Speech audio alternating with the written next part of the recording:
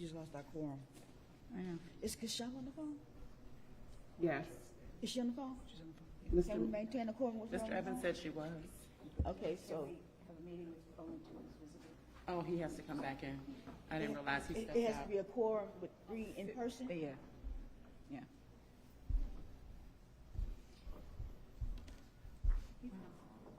Oh, here he is. We can start now. Okay, let's go.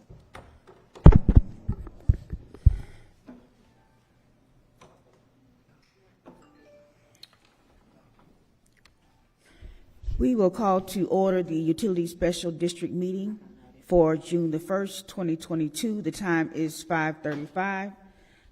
Pledge of Allegiance, moment of silence. I'm sorry. Go ahead, Madam Clerk.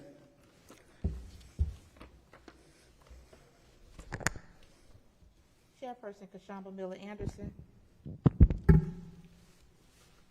Vice Chair Shirley Lanier. Here. Board Member Troderick McCoy.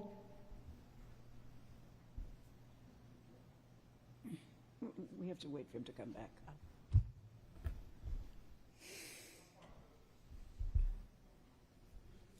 Do we have Miller Anderson on the phone? Yeah, but Okay. I didn't hear her say here. I didn't either.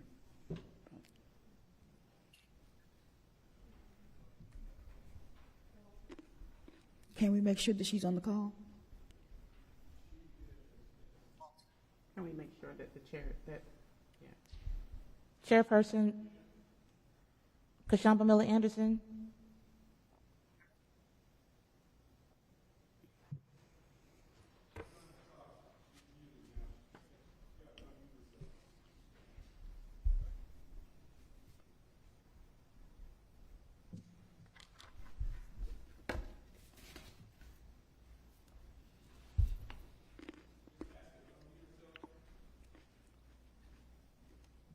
Chairperson Miller Anderson, will you please unmute?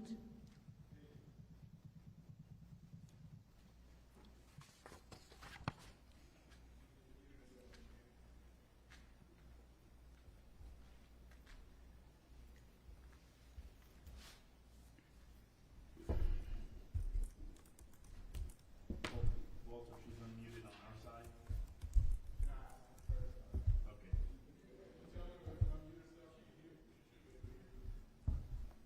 Madam Chair, you can unmute yourself.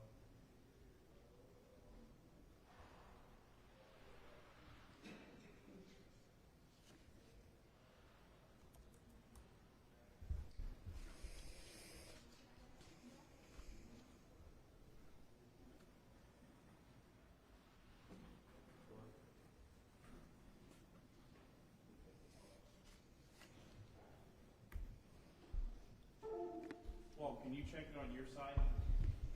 Can you hear me now? Walter, you can pause the telecast. We'll take a brief recess until we can get the chair in the meeting.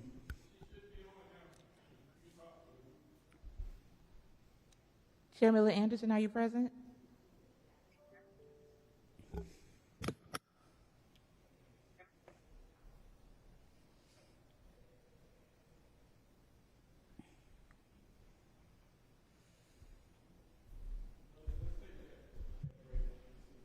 Okay, go ahead.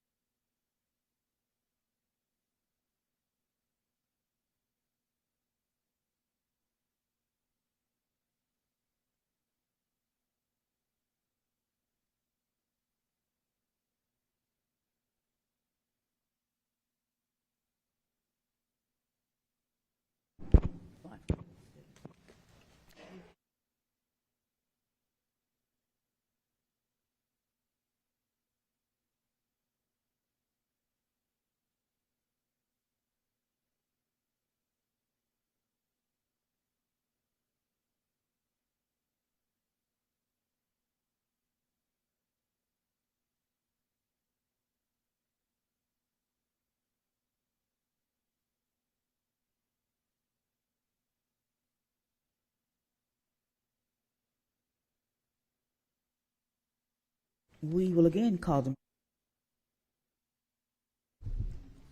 June 1st, 2022, 5:42. Madam Clerk. Chairperson Kashamba Miller Anderson. Present. Vice Chair Shirley Lanier. Here. Board Member Roderick McCoy. Here. Board Member Julia Botel. Here. Board Member Douglas Lawson. Here. Ex officio Board Member Mayor Ronnie Felder.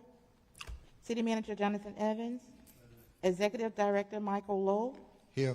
District Clerk Claudine Anthony is present. District Attorney Don Nguyen. Here. District Finance Director Randy Sherman. Thank you, Madam Chair. Thank you. We will have a moment of silence followed by the Pledge of Allegiance by Dr. Votel. Madam Chair? Yes. Okay, I just want to make sure, are you all able to hear me? Okay. Yes.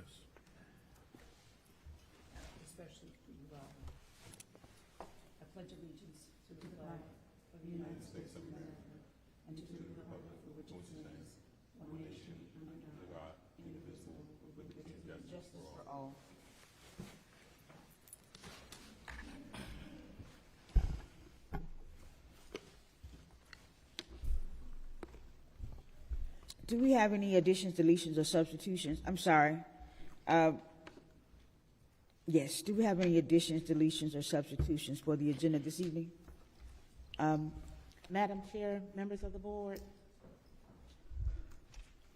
in reviewing the resolution numbers that were given for the resolutions that are printed on the agenda, staff recognized that resolution number 8-22 UD was previously utilized, so the new resolution number for item 8A will be 11-22 UD.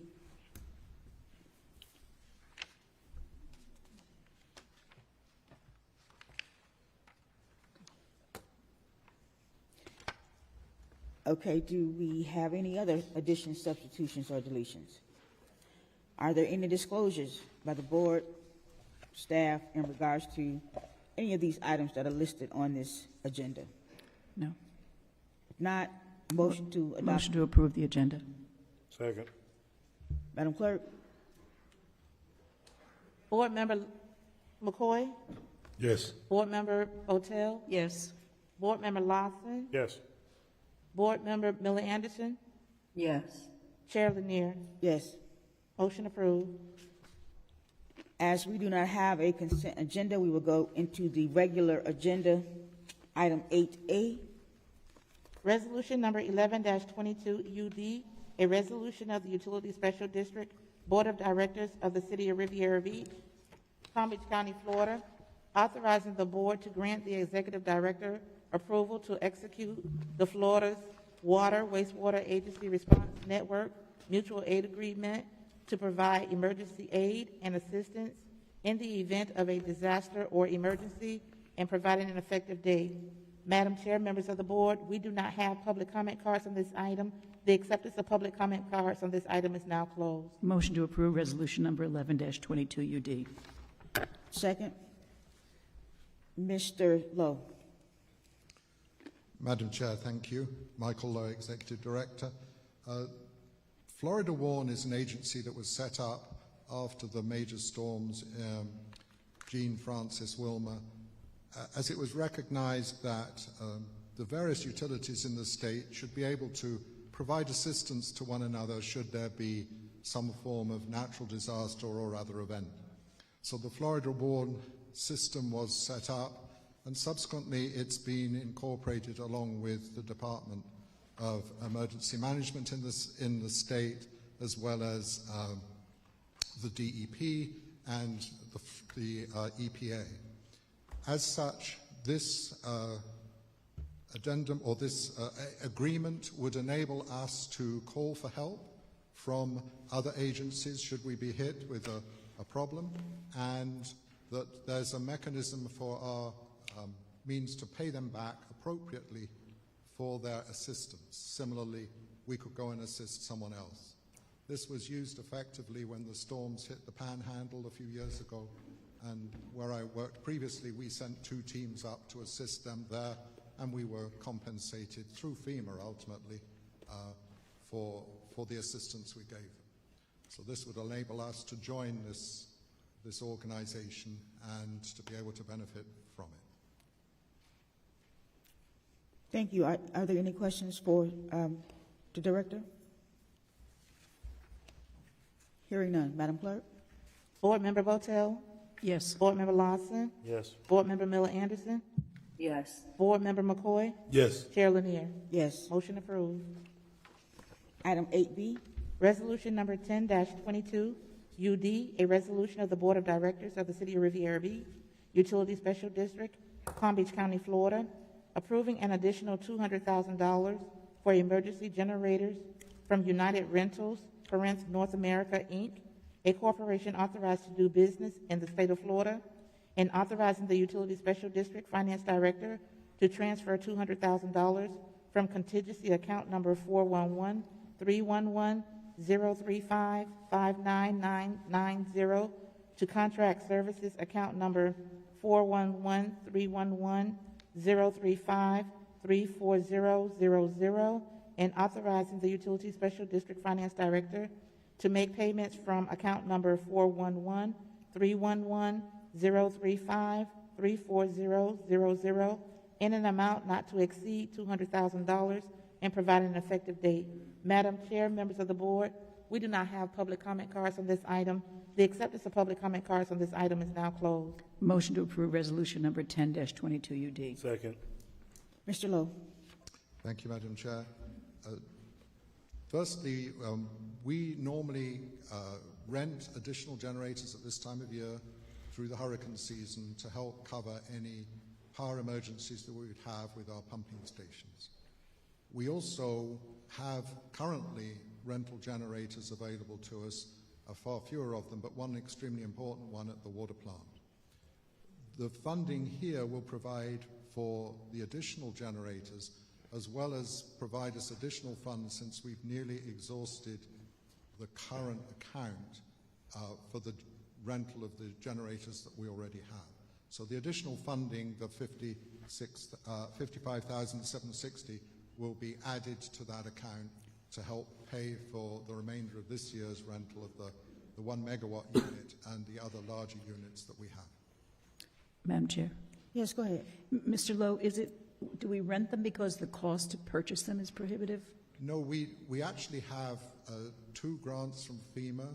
One's for 5 smaller generators and one for a larger one for one of our repump stations, Station 47. We're still going through the process of acquiring those and installing them. There are particular requirements that were put upon us by FEMA. At the same time, we are looking to purchase some ourselves so that we can stop this rental and save money in the long term. Thank you. Any other questions for the director? Yes, Madam Chair. Yes, go ahead, sir. So, Mr. Lowe, the additional $56,000, you have not substantiated any kind of backup documentation to support it as of today now? The account that we are going to put the money into at the moment is got $10,000 left in it. Okay, but if you take the funding for the 144,240, it comes to about 96,000 between now and the year end. If you take the 200,000, you take out the 96, you've got roughly 114,000. The 114,000 is just enough to cover the remaining 4 months of rental for the units that we have.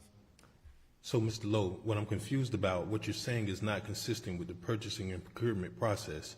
This resolution authorizes us to approving an additional $200,000, not a transfer. What you're suggesting is a balanced transfer. And unless we're actually procuring services in that amount, the resolution should only equate to what the quote is. We shouldn't be doing a transfer on top of a purchase, a part of an omnibus resolution. Are you familiar with the procurement process? Yes, this is moving the funds as well as authorizing at And the that's same time. and that is specifically prohibited under state law to do a budget transfer and an actual resolution for a purchase. It's called a single subject resolution. That's a state statute. And I would like for the attorney to at least provide some insight on it, because I'm glad you brought that up, because that's not proper, sir. In fact, this very issue was already litigated and agreed upon by the Utility Special District back in 2020. Madam Attorney? Madam Attorney, do you have something to add to this item? Mr. McCoy is correct. And, I had that conversation with Mr. Lowe. I don't know if there's some other light that our finance director may want to shed on it, because I have not spoken with him about it. I did not see the justification for the additional funding either. Now, here's what, I'm sorry.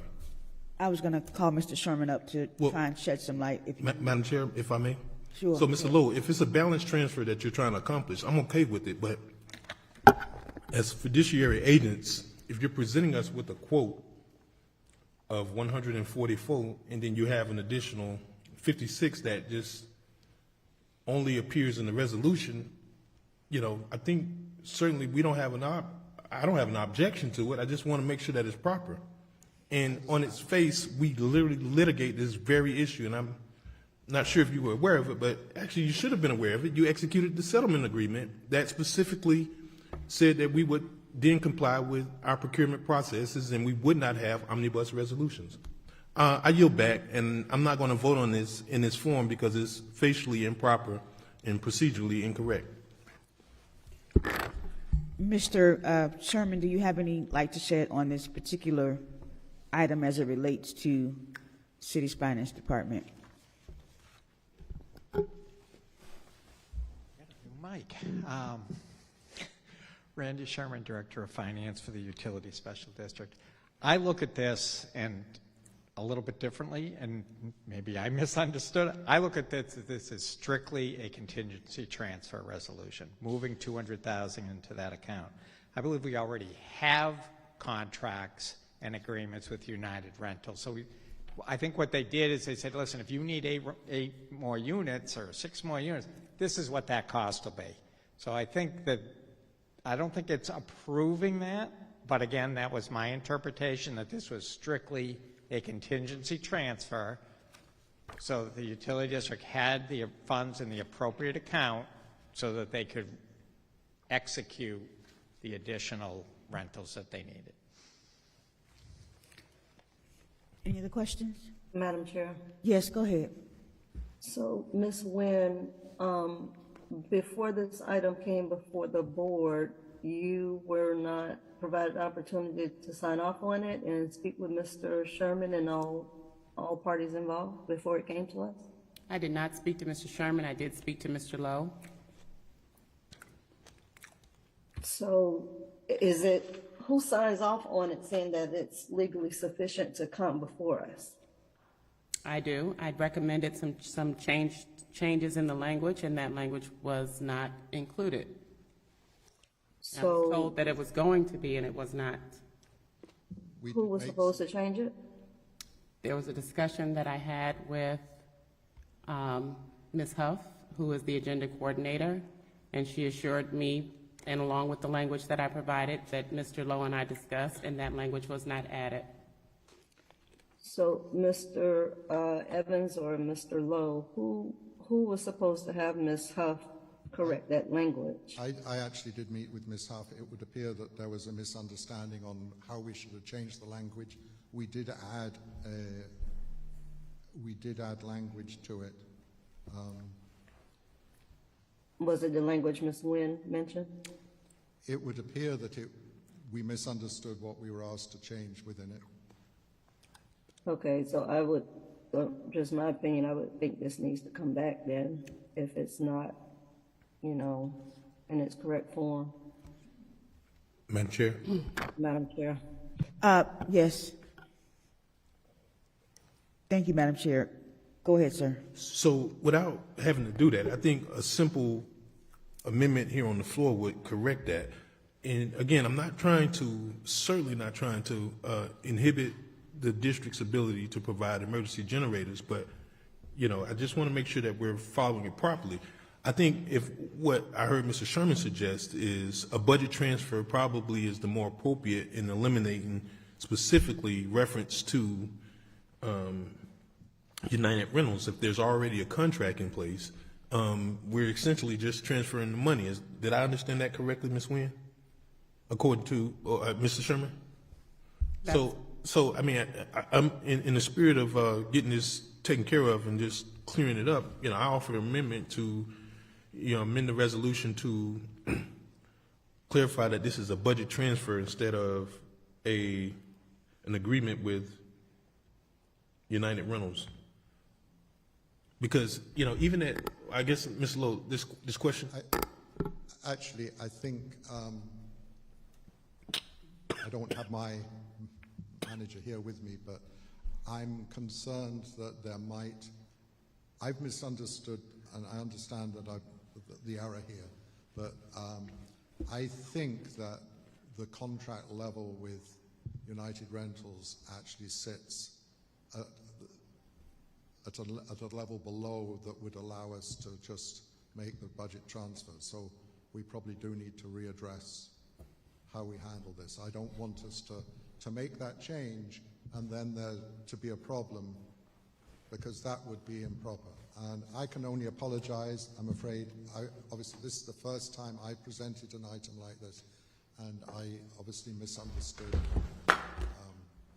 where we're at. So Madam I Chair. would suggest that we pull the item. Madam Chair. Okay. I was going to ask, is there any urgency to this item, or can it wait until the next time we meet? We would need to, we would hope, depends on whether there's a storm is the answer. But we can come back. Normally June isn't the most prolific month.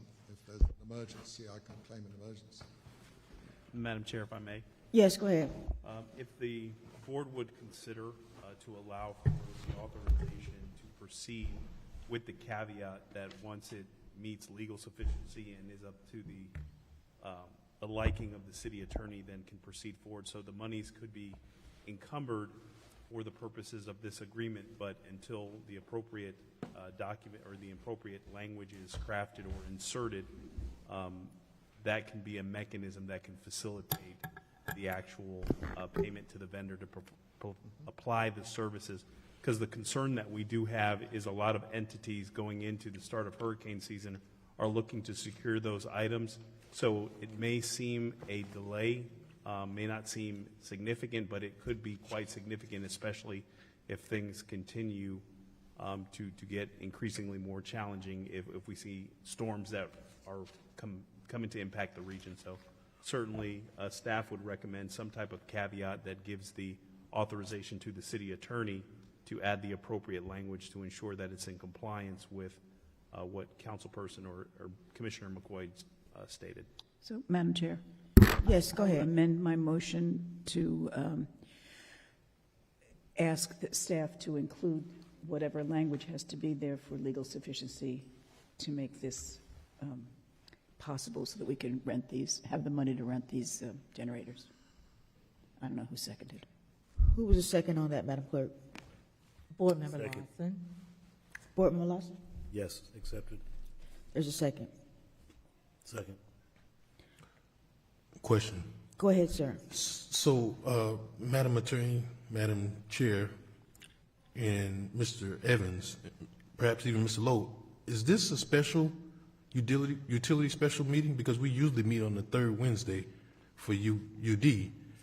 And the reason I'm asking that is what prompted us to have a special meeting, which technically on the agenda is not listed as such, and should we expect to be back here in 2 weeks for a regular UD meeting? Mr. Evans? Madam Chair, if I may. Go ahead. Couple of things as it relates to why this item is before these items are before the board. I think it was two-phase. One, the interlocal agreement, and then obviously the desire to acquire the generators sooner rather than later with the start of hurricane season commencing today. And so that was the impetus behind this particular meeting. I think the board does look, or I think staff does consider that there may be a meeting that will occur later on this month, but I think that meeting quite possibly could get pushed. I think one of the things staff is working on is the proposed contract for the new water treatment plant. So obviously that's a priority for the board. So that would probably be one of the items that we would look to either have on this next meeting or a following meeting. But I would have to defer to Mr. Lowe with respect to if there's anything that he anticipates would be on the agenda at the second meeting here in June. I don't, Mr. Evans, I really didn't need an explanation. I just wanted to find out what necessitated us to bring this forward, and I think you were complete in explaining that. So we can vote on it if there's nothing else. Thank you. Thank you. We have a motion on the floor and a second. Are there any other questions in regards to this motion? Madam Clerk? Board Member Lawson, Yes. Board Member Miller Anderson, Yes. Board Member McCoy, Yes. Board Member Botel, Yes. Chair Lanier. Yes. Motion approved. Thank you. Thank you, Mr. Lowe. Do you have any discussion for us? Madam Chair, there's one item I would like to bring up, Sure. bring to the board's attention. The board may be aware that we had an incident yesterday when there was a leak on what we call a force main. That's a pressurized wastewater line. It's a major junction, and it goes over Canal C-17. The leak was found yesterday morning. All of the necessary government agencies were contacted. That includes the State Warning Center, the DEP, and the Department of Health, and we have been in contact with them since. Although the leak itself has stopped, we are extremely concerned about the state of this line. In fact, it's already subject to a government grant where we want to put it under the canal instead of over the canal so that we can eliminate this risk. But it's still going through the process. We have finished the design. What we've decided is, with our emergency engineering contracts, is to try and build a bypass over the top. So effectively we'll put a temporary pipe over the top on the existing stands and close off the line that's leaking. And then we'll come along later and do the full repair with the grant. It will take us a few days to get all the parts. As everyone knows, parts are difficult. We need to make what we call 2 wet taps. We have to have the right size of equipment. Something is coming in from Texas on that side. And the moment we have it, we'll create this bypass and shut down the line. So we're hoping in the interim that there'll be no more spillage, but we are watching it constantly. And we will be sampling the water just to check there's no further issues, and notifying the authorities accordingly. Thank you. Thank you, sir. Any discussion by the district attorney, city No, attorney? thank you, Madam Chair. Any council committee reports? Statements by the board. Councilman Lawson. None, Madam Chair. Councilman McCoy? Just a question, Mr. Lowe, how did we find out about this spillage or leakage? Was there some sort of alert, or was this just a visual observation? It was actually notified to us by someone from the police department. We have been monitoring the line, but we didn't. Okay, all right. Thank you, sir. Thank you. Any other board member? Board member Miller Anderson.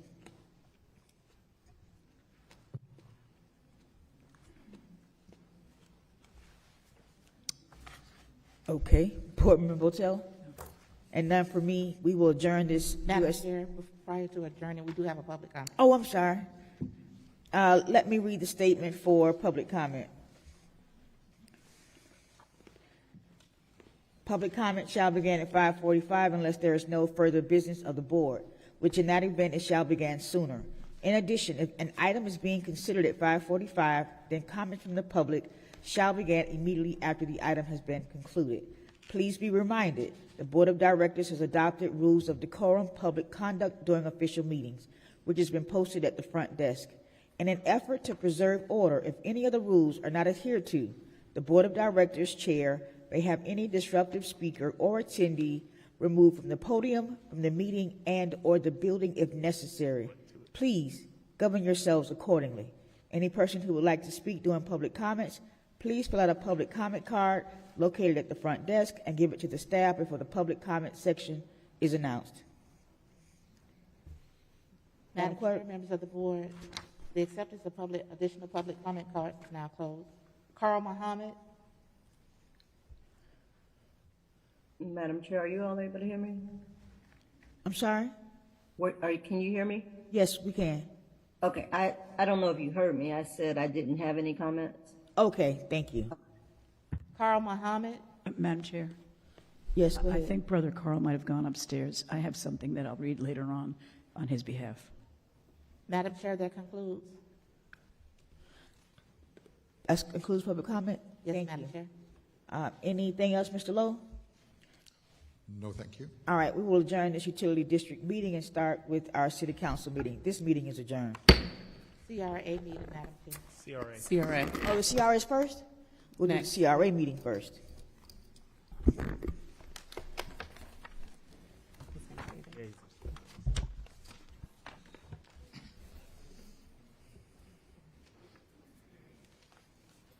So, Hey, Ms. Nguyen, can I don't have a...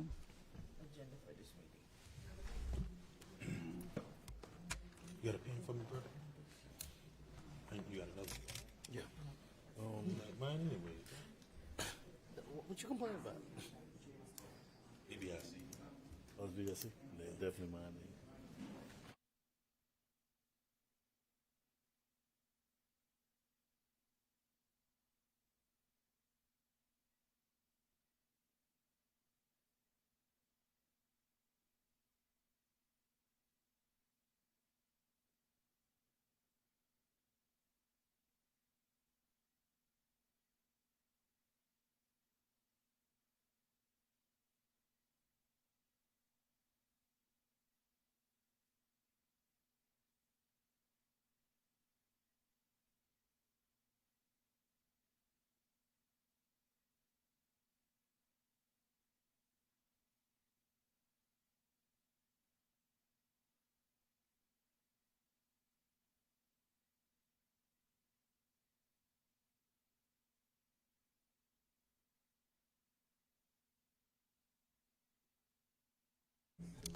Good afternoon. We will call the Special Community Redevelopment Agency meeting to order June 1st, 2022. It is 6:14 p.m.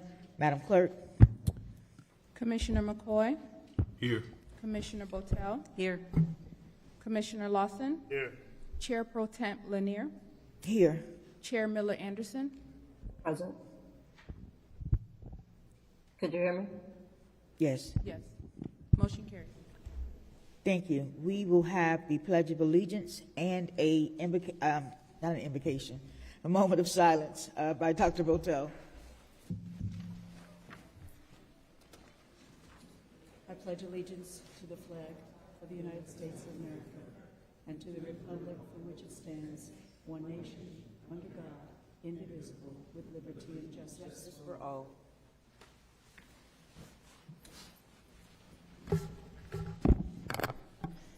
Do we have any addition, deletions, or substitutions for this agenda this evening? None from staff, Madam Chair. Thank you. Any disclosures about the item on this agenda by commission or staff? Hearing none, motion to adopt the agenda. So moved. Second. Madam Clerk? Commissioner McCoy, Yes. Commissioner Botel, Yes. Commissioner Lawson, Yes. Pro Chair Temp Lanier, Yes. Chair Miller Anderson. Yes. Motion carries. Thank you. We do not have any consent items for this meeting. We will go straight into the discussion that is listed on the agenda. Madam Clerk, could you read that? Report on structure of community redevelopment agencies as a separate entity or as a department of local government. The acceptance of public comment cards are now closed. Thank you. Mr. Evans? Madam Chair and members of the board, pursuant to the conversation that the board had with staff at your last meeting, CRA attorney Chris Smith has done some research with regards to the structure that was proffered for consideration. And so at this time, I'm going to turn the presentation over to Attorney Chris Smith. Yes, go ahead, sir. Thank you. First, I'd like to apologize to the board for the lateness of the memo, and I'll explain exactly why that transpired. When we met last Wednesday, the question was posed, can the CRA staff become a department of the city, and can staff become employees of the city? Well, that was on Wednesday. We endeavored to contact the Florida Association of Community Redevelopment Associations, and they did not have any information whatsoever regarding structures of CRAs and how other CRAs do it. As you know, there was over 140 CRAs in the state of Florida governed by Chapter 163. So what it entailed was personally calling many CRAs and having long discussions as to their structure, because the structures aren't even known by the different CRAs. For example, as I spoke to, I think it was Lake Worth, asked an employee, a CRA employee, are you an employee of the city? And they stated yes. But then after talking to them, found out that no, they're not employees of the city. They just are housed in the city, but they receive compensation through the CRA. And so it endeavored to contact at least 15 CRAs to try to get you some type of information off of a holiday weekend in time by reaching everyone. The answer to the question that was proposed is yes. CRAs can be a department of the city of Riviera Beach. The city that was mentioned before was Clearwater. I spoke finally to the manager of Clearwater at about 4:38 today, finally got back to me and figured out that yes, City of Clearwater is a department under the CRA. It wasn't under the city. It wasn't formed as a department under the city, but it, just like Panama City, were separate entities that the cities endeavored to bring them in as a department. So the CRAs, when they're formed as a body politic under 163, are formed separate, and Clearwater and Panama City brought them in later as departments under those particular cities. Now, most of the cities are not part of the city. Most of the cities that are listed in the memo, Fort Lauderdale, Delray, Miami Gardens, North Miami Beach, a lot of those, they're separate entities like Riviera Beach, and they're paid for through TIF dollars. And their benefits are through the city, but the cities will reimburse through those TIF dollars for those employees. So the vast majority of CRAs function like Riviera Beach as separate entities, but with the exceptions of those two notable ones that were mentioned before, and I did confirm with them, Clearwater and Panama City are departments within the city. We just have to be careful if that's the direction that you want to go to. I would state that you must work closely with the finance department to make sure that there's not for lack of words, commingling of funds, because those TIF dollars have to be spent on CRA projects and CRA personnel, and not any of the city's projects or personnel. Madam Chair. Yes, go ahead, sir. Thank you, Mr. Smith. When you said this example in Lake Worth that the employee was actually a CRA employee, but he was housed in the city of Lake Worth Beach, did you mean physically housed, or meaning the physical location? What's common through most of them, a lot of them are in the city halls. So the CRA staff are housed within the city hall, and it gives the appearance like they are a department. They're housed within City Hall and are paid for through a city paycheck. But then once we went further and asked further questions, checked with their HRs, the cities are reimbursed through the TIF dollars and then are kind of a pass-through for those TIF dollars to those employees. And even though they're housed within City Hall, they are CRA employees, not employees of the city. A couple more questions. Yes, sir. So, Mr. Smith, if this CRA or any CRA is dissolved and is taken up as a department, does the CRA still have the ability to generate TIF revenue, Yes, sir. just like you can as a dependent board that's just a Yes, sir. standalone? Okay, so what happens to the outstanding debt, specifically in our situation where there is some interlocal agreements regarding repayment of funds? Does that ultimately gets dissolved by the city and then that shows up as something that's forgiven? And also, on the other token, what happens to the outstanding CRA debt? Does that now go back onto the books of the city? Well, Madam Chair, that would be lead into my next part of the discussion. Okay. To bring the CRA into the city would not be an overnight process. A lot of those questions would have to be answered by the auditors in your finance department regarding the debt, and especially your auditors, your CRA auditors and the city auditors, how they would deal with those debts and those financial obligations. It also would entail research of all of the contracts that the CRA now currently have, and in assigning those and making sure that they can be assigned and taken on by the city. Also, those contracts that are just CRA contracts. So if this is an endeavor by this board, it would take some time and a lot of different moving parts to get done.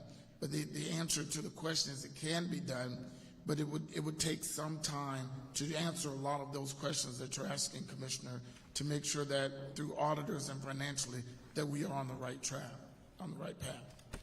Thank you, Madam Chair. Any other questions in regards to this item?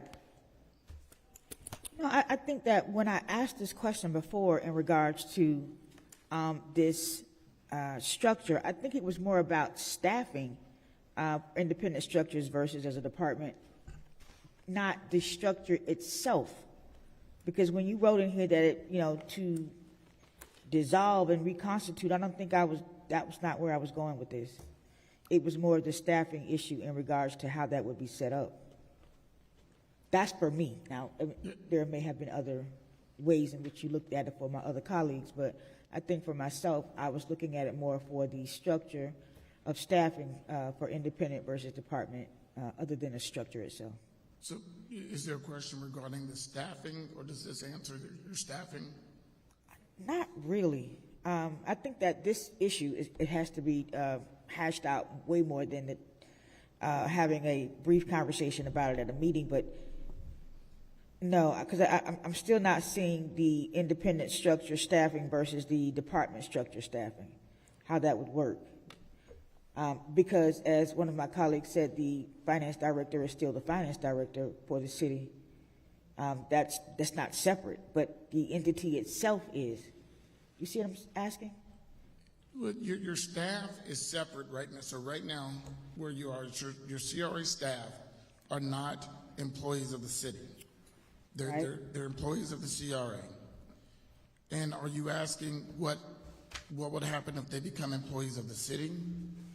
No, I think I'm asking because if it's going to be a truly separate entity, then it would have to have its own finance department, finance director, its own whatever else that they get from the city. You understand what I'm asking? Yeah, yes, and I understand. So right now, as a separate entity, it contracts with the city for certain things. Because as you see, like their benefits are through the city, and a lot of them do that.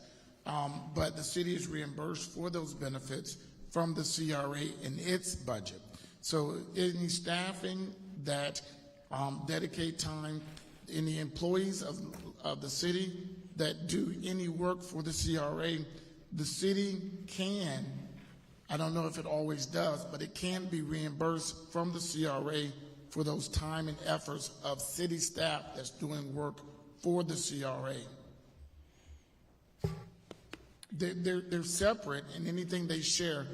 Say if I wasn't the general counsel, if you made Ms. Wynn general counsel of the CRA could then reimburse you for time that Ms. Wynn spends doing CRA work. There's no prohibition on statute, and a lot of cities, it happens a lot in other cities, there's no prohibition of city staff doing work for the CRA, but it's separate, and the city can be reimbursed from the CRA for that work by city staff. So if that's where you're going, there's no prohibition from somebody doing work for the CRA if they're city staff. Right. So is that how this works with Mr. Evans' contract, that you reimburse, the CRA reimburses for his time at the CRA? Is that how that works? That's not how it works now, but it could work that way. So if you structure Mr. Evans' contract and he makes $100 a year, and we find that, well, 10% of his time is being spent with the CRA, then under the law, you could receive 10% back from the CRA you could get $10 back from the CRA, or you can allocate within the two different contracts, is what I was talking about before, have him get paid $90 through the city and get paid $10 through the CRA. I see. Madam Chair. Yes, go ahead. And that was where, I know when we had this discussion last week, that was more of my concern on how we would move forward in terms of the contracts. So with your research, Mr. Smith, you only really focused on how we could bring it in under as a department, or did you have any opportunities to look at how the contracts would be able to work as well? Commissioner, I focused on bringing it in as a department. I apologize. I misunderstood the assignment. No problem. But I focused on bringing it in as a department. But but we had discussed before the allocation of time and resources. The biggest problem you have, and what we have to be aware of, are the TIF dollars, the way the CRA money is spent. It can flow to the city only for those services that service the CRA. Like you wouldn't put 50% of Mr. Evans' salary on the CRA, because clearly that wouldn't work, and you get in trouble with auditors. But you could do a reasonable allocation of time for Mr. Evans, for your finance director, for the custodial staff that does time and does work for the CRA, because Chapter 163 is very silent as to the staffing. It gives you the ability, the CRA's abilities to form and get staff, but it's silent as to the actual structure. But what it does really focus on, and what the auditors really focus on, is where the money is spent, where these taxing dollars are spent. The taxing dollars are brought in for the CRA defined area. It must be spent to benefit only that defined area. So that's why I keep harping on a percentage of a person's salary time could be reimbursed from the CRA, but only that fair percentage. Yes, and I get that part. Like I said last week, is that I was working with Ms. Nguyen on the city side for the contract, and so we held off on our conversations to have this meeting tonight to see how we would move forward in terms of the CRA contract. So after having this discussion tonight, is there room for our conversations about how we're moving forward with see if we're going to have a separate CRA contract? Because for me, that was what needed to be discussed by the board so that we knew how to move forward with the city contract discussions. So I don't know if my colleagues got enough information tonight in order to figure this out, because that needs to be, I need to know that. And part of the reason for me saying have the meeting tonight was so that we could figure that out, so that we were able to have that conversation when we met again on his city contract. Well, let me answer it this way so we can stay within the notice. Through my research, I've determined that the CRA's dollars has to be allocated for CRA business. Therefore, any contract that an employee has, any work that an employee does for the CRA should be contracted through the CRA, so that it's clearly defined and differentiated between work done for the municipality and work done for the CRA. So in order for TIF dollars to be allocated appropriately, it is my recommendation that any work done for the CRA be contracted through the CRA. Okay, that makes sense to me.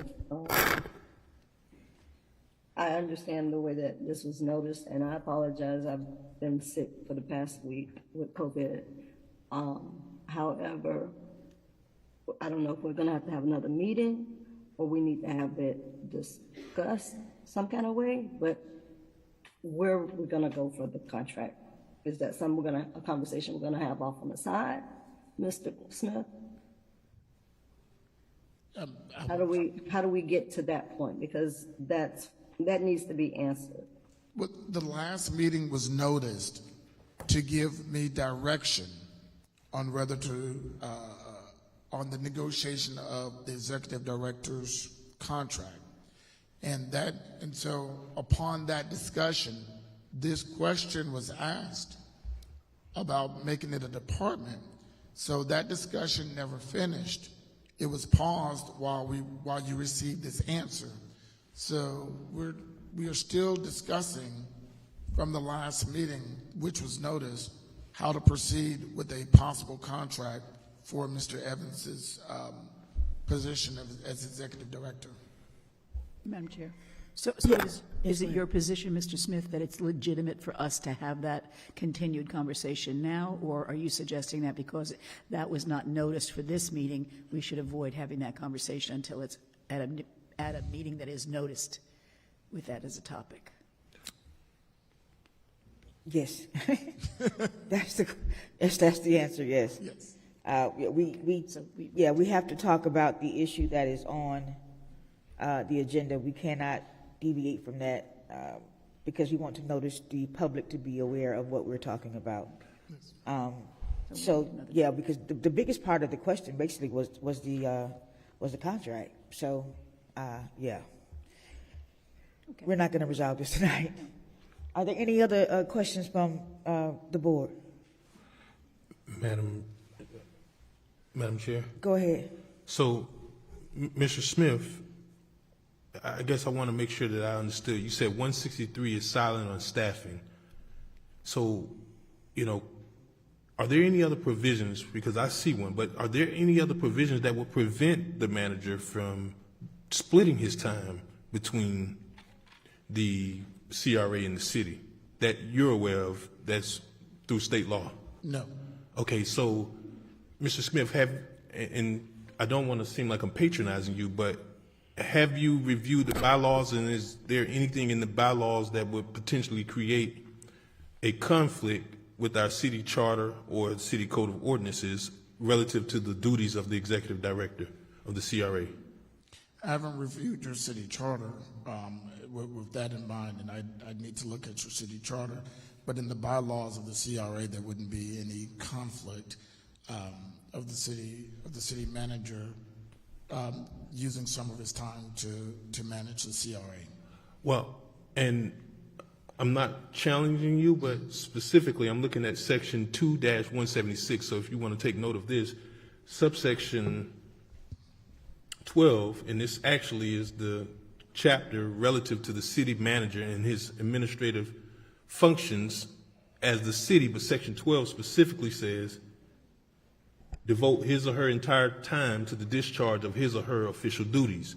And this was codified in 1957, so I know in 57 there wasn't a CRA. So clearly the legislative intent was that the city manager devotes his time as city manager.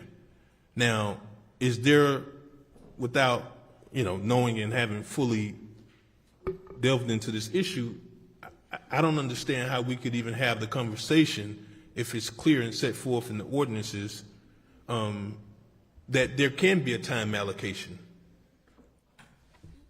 I would, and for the city side, I mean, I look to Attorney Wynn also, but official duties can be defined as working for the CRA, works for the betterment of the city, and that can be interpreted as an official duty to work with the CRA also. Precisely, and I'm glad you went there because the CRA was created by way of an ordinance of the municipality. So I would expect that if what you're suggesting that we can expand that official duties, be it of what's already clearly laid out and it's plain and simple, devote his or her entire time to discharge of his or her official duties, that you would have to either modify the ordinances or modify this ordinance specifically or modify the ordinance that establishes the CRA. And that may go back to why we got here, but I think what we're going to do is get lost of what we're actually, the initial reason why we were here, and it was to discuss contract. And clearly, if there's something that specifically is indicated in our code of ordinances, I think we have to first resolve that. But do we go down this road simply to determine whether or not there is a time allocation that the manager needs to be compensated for on the CRA? I don't really see it. Because if it's all omnibus, and this is, and I said this to you before, the city has a comprehensive annual financial report.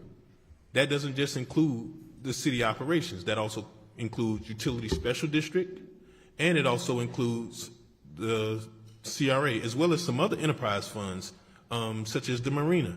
But more importantly, we don't do this same allocation for the utility district.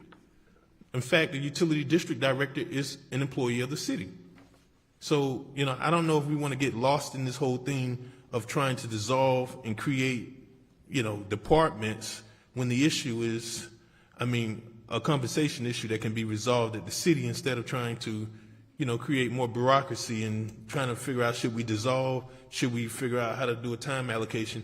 I think without knowing what the intent was in 57, I don't know who was around then, at least being a part civically, but it's very clear the manager shall devote his or her entire time to the discharge of his or her official duties. Now, this section sets forth for the city manager function, not for the CRA executive director, because they didn't even exist in 57. So I certainly want to see if, obviously not now, but the city attorney could have some opinion on that as well. That's all I have. Okay, thank you. Madam Chair, if I can just... Yes, go ahead. I'm seeking direction again. So what I understood the assignment is that you were looking at possibly bringing the CRA into the city. That's going to take some time and a lot of effort to do that. If that is something that you want me to continue to research and, like I say, now look at other resolutions and go deeper into that, that is something that we can endeavor to do. But if that's not a direction that this board is looking, I wouldn't want to waste your allocated time on doing something like that. So I guess I'm seeking direction on the path that I was on. If we're just talking, if we're trying to look at this just to deal with Mr. Edmonds' contract, that's fine. I've given you a direction. But if it's still trying to bring the CRA into the city, if that's a path you want me to continue on, I need to know that. I think that the initial conversation was about the contract, and that's where I want to move. We want to look at how we're going to reconcile the contract with city duties as well. Madam Chair, is that what we talked about the last meeting? Yeah, I believe that the discussion about bringing it under the department was a question that you may have had, Chair Pro Tem. And I know one of my concerns was we discussed about having the research done to see if there are two separate contracts in some of these municipalities and how they do it. And so that is still my number one issue and my purpose in calling for this special meeting.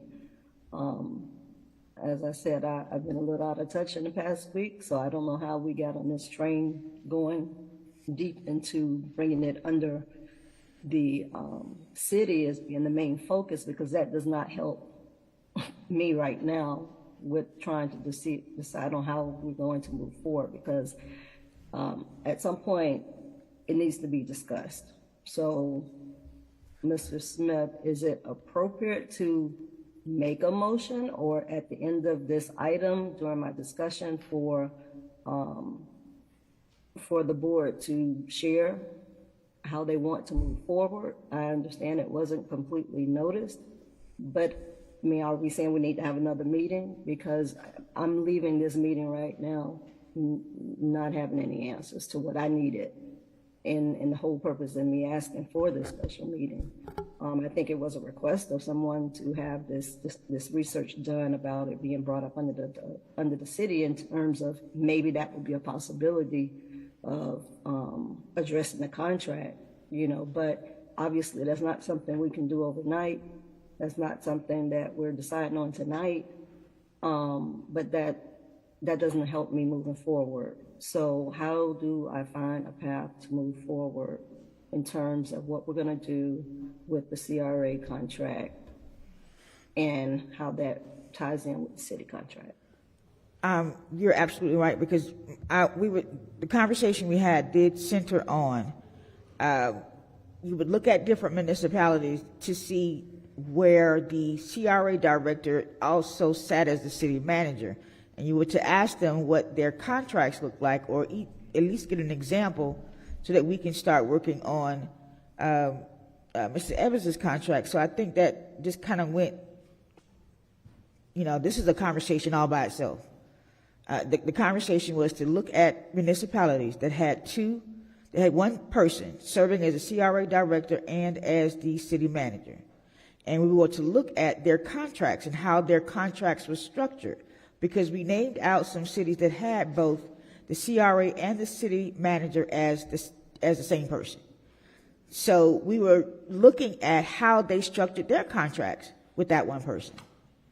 That was the conversation we had at the last meeting.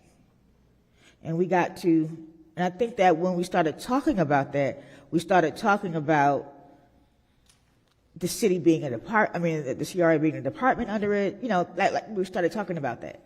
So I think that's probably how we got to that section. But the original conversation was just looking at those municipalities where the CRA director also was the city manager and how their contracts were structured. But from my research so far, the city where you brought up, and I think Clearwater was where we really got into the discussion, with Clearwater being a department within the city, their city manager's contract does not reference CRA because it's a part of the city. And so as city manager is functioning like any other department. Where we are as a whole separate entity, there are not many city managers that are over the CRA as a separate entity. Where the city manager is over it is when it's a department, as in Panama City and in Clearwater. Where it's a separate entity, there's always a separate executive director. So we're kind of in a unique silo here in Riviera Beach. Okay, so where do we go from here, board, in terms of, because this is a CRA meeting and we're actually talking about a contract, so of course we're moving in the direction of to look at the contract, but we need to look at how that contract is going to be structured. And I don't think that this is being the fact that this wasn't noticed, that we have that conversation this evening about contract structure. So where do we want Mr. Smith to move forward? How do we want Mr. Smith to move forward? Any comments from the board? Well, Madam Chair, I think the question is, how do we want our chair to move forward in her negotiations with our city manager, particularly as it relates to his functioning as the director of the CRA? And for me, I think that she would have to have almost two parallel conversations, one about what his contract for the city is going to look like, and then likewise what his contract for the CRA is going to look like, bearing in mind that he's not going to be, that there has to be some allocation of time so that the funding to provide his CRA contract comes from the right source. And I think that's what she's asking us to tell her. What does she, what do we want her to go forth and do? And from my position, it's go forth and negotiate a contract with our city manager on the city manager side, and then negotiate the contract for him as a CRA director. Madam Chair? Yes. Mr. Smith, Yes. is it appropriate for them to make a motion for that to be done? If they do it after this item? I think it would be appropriate to direct me to start developing a contract for the executive director and report said contract proposal back to you at the next meeting. And if I report back a contract to you, you can act upon that at your next meeting. Okay, so is there someone that wants to make a motion? So I'll make that motion So- that we direct, I'll make a motion that we direct Mr. Smith to go forth and begin to prepare the contract. Second. Discussion. Yes, Madam Chair. Go ahead, sir. So, Mr. Smith and Ms. Nguyen, let me also make sure that I remind you that I just raised the issue, and I'm looking at the code section, Chapter 2, 176 lays out the manager's powers and duties. So, you're contemplating a motion that expands his duties when potentially is already prohibited in our current code.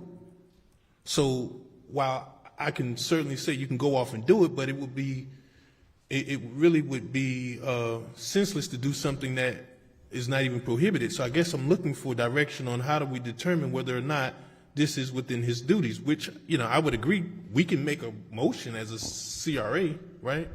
But the charter of the city and the code of ordinances set forth the city manager's role. How do we first resolve that question, Mr. Smith and Ms. Nguyen?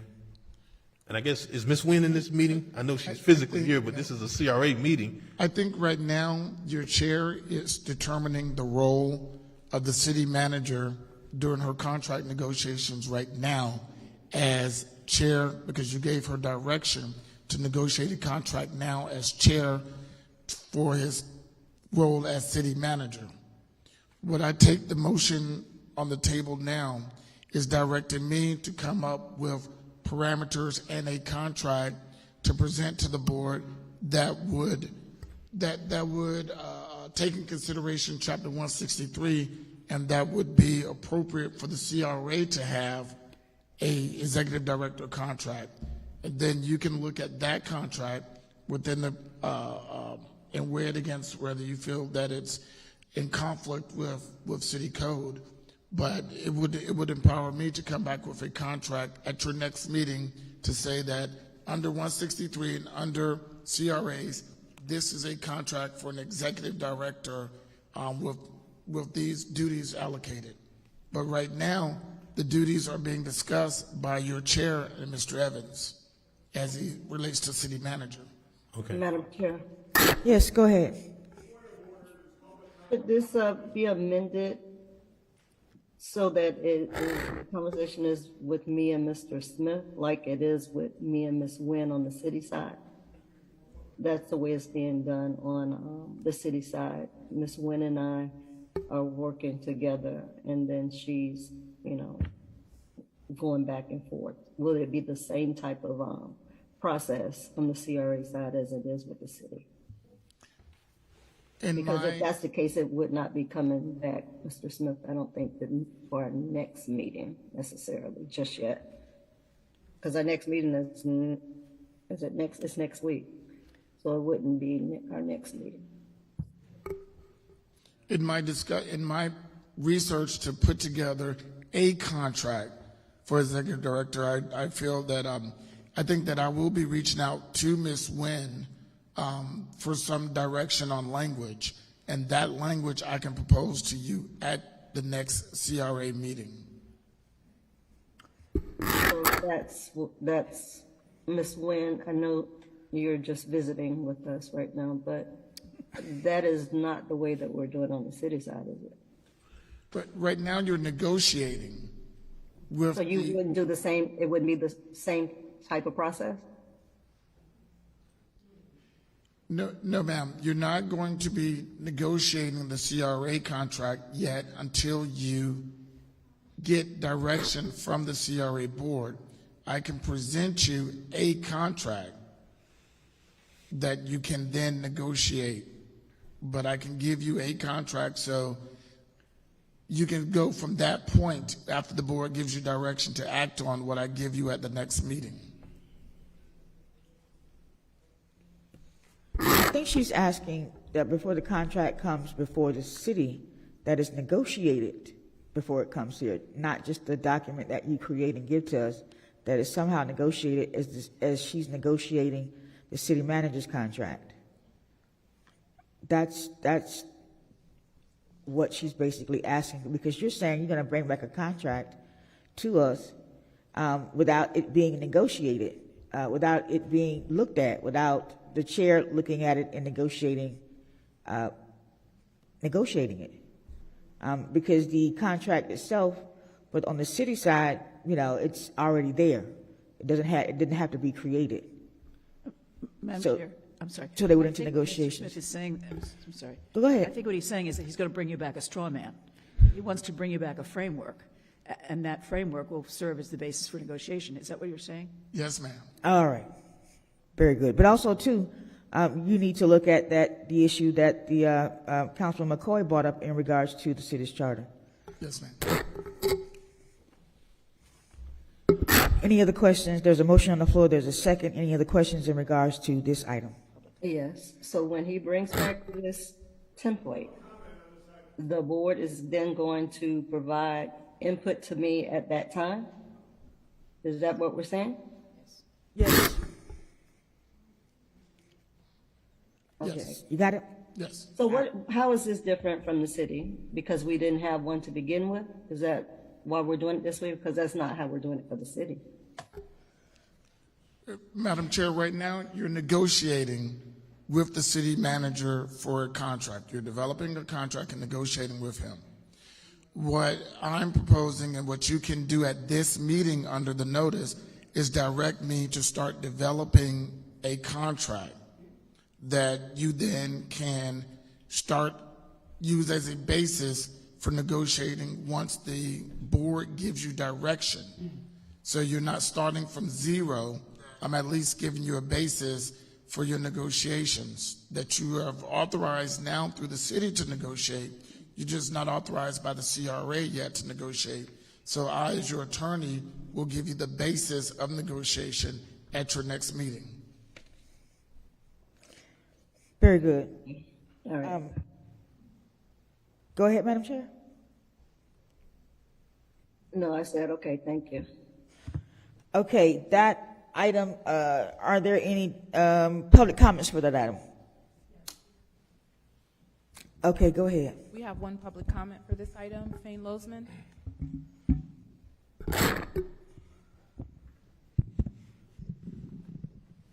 Fane Lozman.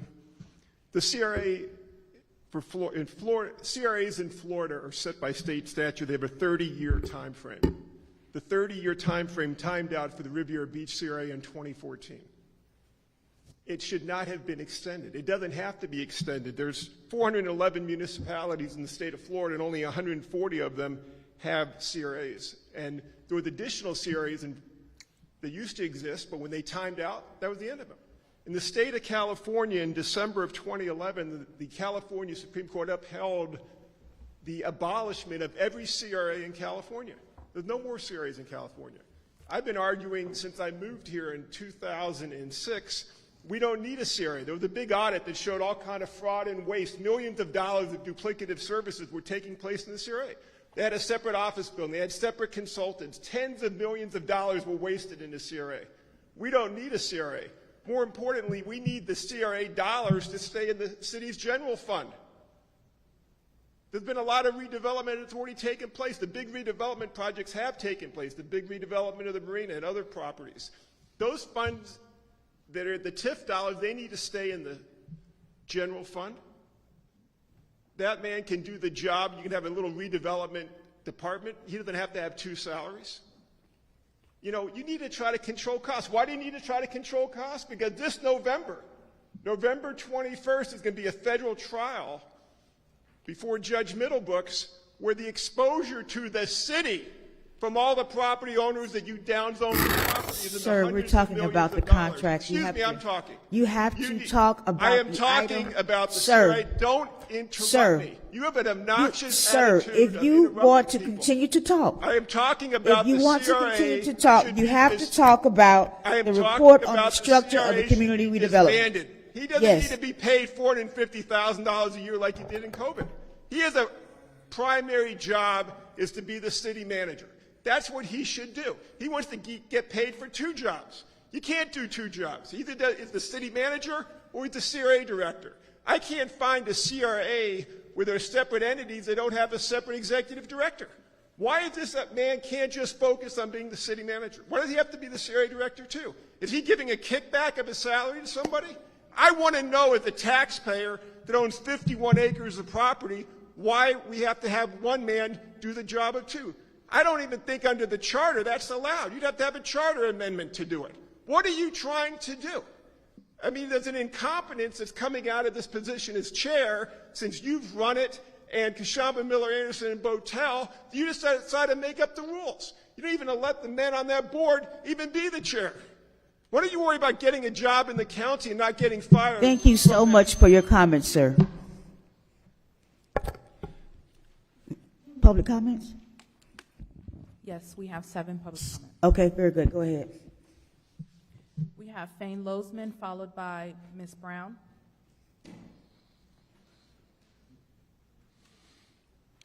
We have, he just went under this item. Are you calling him again for the, you can't call him again for the same item? No, this is for public comments. This is for the entire public comment? Yes. Okay, very good. So before we go into public comment in general, I have to read the statement first. Wait, hold on. Are we done with this item? Is that? Oh, yeah, we need to make a vote on this item as well.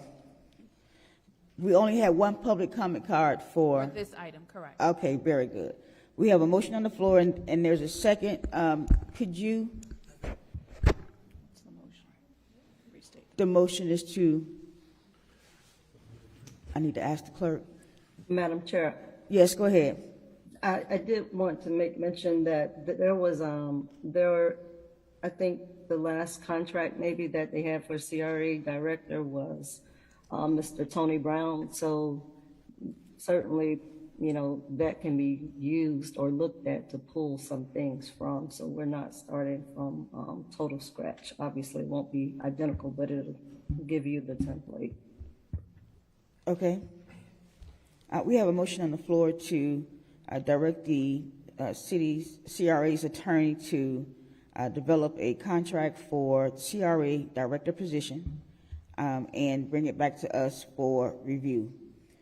We also wanted to look at the city charter in terms of having the same person setting as that position. And that was it. Madam Clerk. Commissioner McCoy, Yes. Commissioner Botel, Yes. Commissioner Lawson, Yes. Chair Pro Temp Lanier, Yes. Chair Miller Anderson, Yes. motion carries. Thank you. We will have our public comment section under, for this meeting.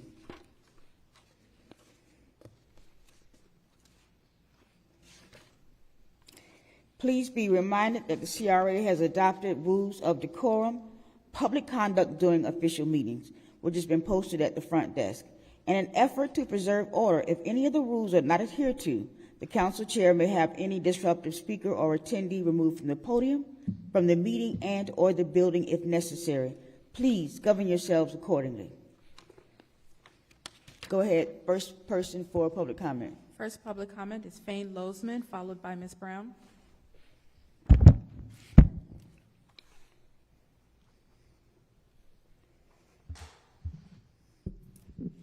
Fane Lozman. I believe what you're doing is malfeasance. You say, well, who am I to determine what malfeasance is? When I lived in North Bay Village, I got 4 of the 5 elected officials arrested and removed from office. I got 2 of the city managers kicked out of their positions for malfeasance.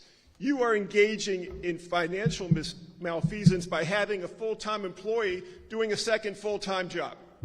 What do you do when you have elected officials engaged in malfeasance? You recall them from office. We got all the votes to recall a mayor in North Bay Village called Escarosa, and the state attorney said, you're either going to resign or you're going to be criminally charged, and she resigned. Myself and a guy, Al Blake, pushed that recall through. I believe what you are doing, the people on the west side should realize that you are being ripped off. The dollars that should be spent for redevelopment are going to extra lawyers. They're going to a city manager who needs to get paid twice. Why did the city manager make $450,000 in 2020? He probably liked making $450,000. He made more than the president of the United States, your taxpayers' dollars paying it. Now he's going to be able to make $450,000 again. He'll get paid a city salary. He'll be paid a CRA salary. We don't want to pay $450,000 to one man. Not only that, where's the checks and balances? Where's the checks of having, maybe he does something wrong and the city manager will catch it. That's why you have an executive director of the CRA and you have a city manager. You don't have them both do the same job. There's something really wrong about what's going on here. Now, normally when something's really wrong legally, Mr. McCoy picks up on it. I think he did kind of pick up on that. There's something wrong fiscally. There's something wrong ethically. There's something wrong legally relative to the charter. But more important, it comes down to malfeasance of what's going on here. How do you deal with malfeasance? You recall some of these women here who are pushing this through. We're trying to push this down everybody's throat. We don't want that. The taxpayers don't want a man making $450,000 a year. They'd rather make $250,000 and somebody else make $200,000. Why should one man have two jobs? Why can't we give another deserving man a job for $200,000 or a woman for $200,000? Why does he have to be so greedy that he has to do both jobs, which he can only do half-assed, for lack of a better word? There's only so many hours in a week you can work. I think malfeasance is taking place here.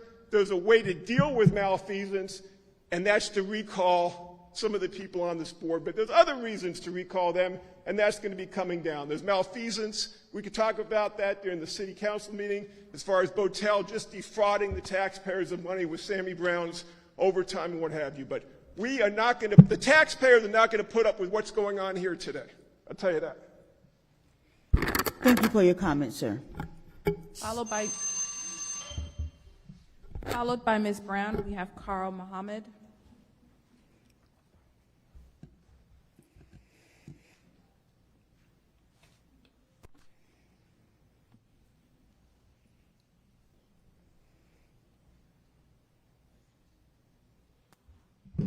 Bessie Brown.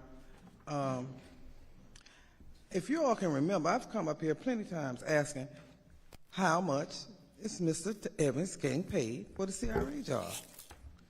And I've been told nothing. Nothing. So what's going on now? Basically, there is a contract. We've hired CRA directors before. There are contracts you can look at. What is the problem now? Because you didn't just hire a CRA director and just made Mr. Evans a CRA director? But why are you doing all of this stuff that's not necessary? You're negotiating with Tony Brown, and he was a CRA director. That was terminated. Now, I don't understand what's going on, because you all are bypassing and just doing what you want to do, instead of doing what is right. Because you should have hired a CRA director. You were in the process of doing that, and then all of a sudden you just make a motion to make Mr. Evans a permanent CRA director. That's ridiculous. That's totally ridiculous. And then I'd like to know, are we still paying $11,000 and something a month to Viking for that driveway out there? And I'd really like an answer on that. Thank you for your comments, ma'am. Carl Mohammed.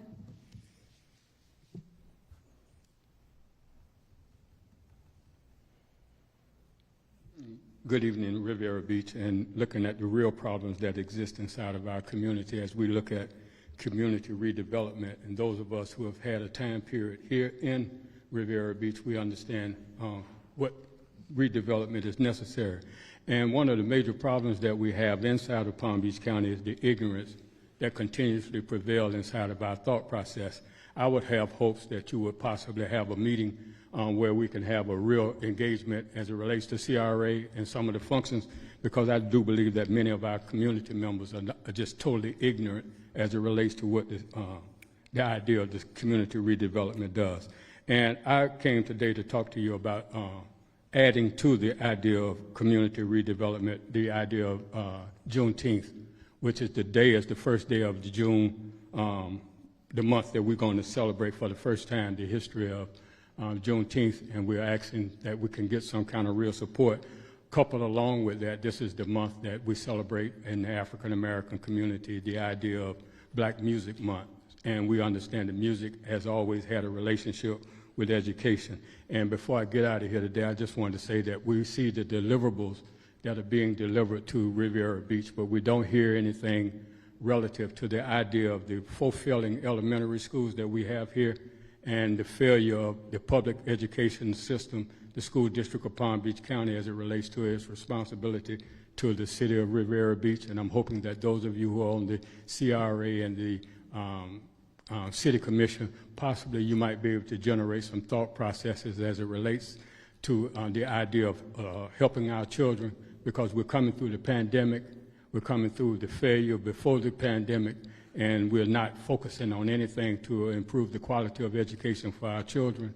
And we always talk about our children are our future, but I believe if we will look at ourselves as human beings and adults, we are liars, and we need to change the direction of what we're doing for the future as opposed to making all of these deals, because one of the conversations I always hear is what is going to make a profit for an individual as opposed to making a profit for the human family of the planet Earth. And I believe sincerely that education is the real foundation, that if all of you would some kind of way quell your little problems and focus on education and focus on really bringing some real stabilization to our children in Riviera Beach as we move forward for this summer. And I want to leave you with this.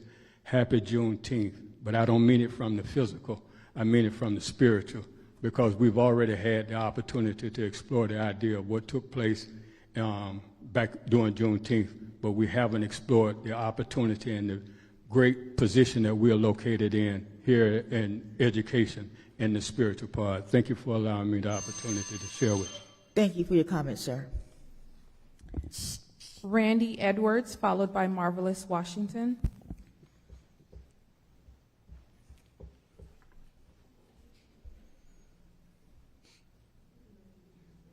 Good afternoon, Board, Madam Chair, and everybody else.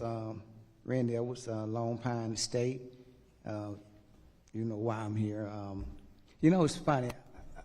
I came out of government. I'm working in corporate America. My boss got us inspiration sign that says, if we don't take care of our customers, somebody else will. And guess what? All these your customers out here and the rest of the residents in Riviera Beach. We are y'all customers. You are bosses. So we actually do the right thing about this golf course. And if you don't do the right thing, then we need new bosses. I mean, it's serious. I mean, I got people in Turtle Cay, the Arbors, and also Woodbine. Now it's a concern. And you got your chief of police and your staff back here. They can tell you about the traffic on Military Trail. I work traffic homicide cases. It takes a minimum of 4 hours to investigate that case. Bro, you shut that road down until that case is done, until you finish. That means all the traffic is diverted. One accident. If you get another one back to back, it's another 4 hours. They're gonna top your artery out there on Military Trail. I mean, I lived in Northwood. If I'd have known this here, I would have stayed in Northwood. I wouldn't have moved to Riviera. I bleed in Riviera Beach. That's why I bought a home here. And I don't think when the drive-by shooting was occurring, where was Mr. Horton? Mr. Horton didn't want to invest in our city. He was everywhere else. Now we got a city where he want to come and get the honey. We got to wake up. We just can't let people come and just take what we have here now. We built this here. I mean, a lot of hours were put into this city by a lot of people that worked here and believed in the city. Then we let someone from the outside come in here that don't even live in here and want to come and destroy it for his own personal gain. So West Side wants to get the same thing the East Side gets. We want to be looked at. We want to be recognized. Just take a moment and come out there and see us. We pay taxes too, because it's just getting to a point, you know, something has to be done. And the train is on the track. Thank you for your comment, sir. Marvelous Washington.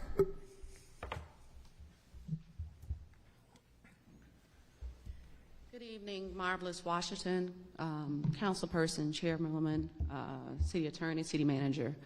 I have some concerns. It's just like everybody else does. You can't figure out how to create a contract that is inclusive of Mr. Evans doing the city manager position and the CRA director. And my concern is the lack of attention that we have going on in our city manager position. Residents fought for Mr. Evans to come back as a city manager. Currently, what we have going on in our city shows that he is not spending much time as being a city manager. For example, we have yet to post a universal search for a new police chief. Why is that? Why is officers being given the directive to not give traffic tickets to residents on Sanger Island, but yet you flood the traffic tickets in the mainland? Why is a couple complaints stop officers from doing that on the island? And you guys can look at me crazy, but this is what's happening in our city. In addition to that, utility district just had a leaking sewage pipe that was not repaired and continued to leak in the canal on Congress and Blue Heron into fresh water. We have an issue with our water quality. These things need to be addressed, but there is no oversight. There is no accountability. You also have an issue in the fact that you have some African-American officers feel like they're being demoted or not being given the same opportunities as their counterparts because of the new city chief. And it's not a negative comment about our interim chief, but there needs to be oversight and decision making that is happening within our department. So we're not planning on hiring a new city chief.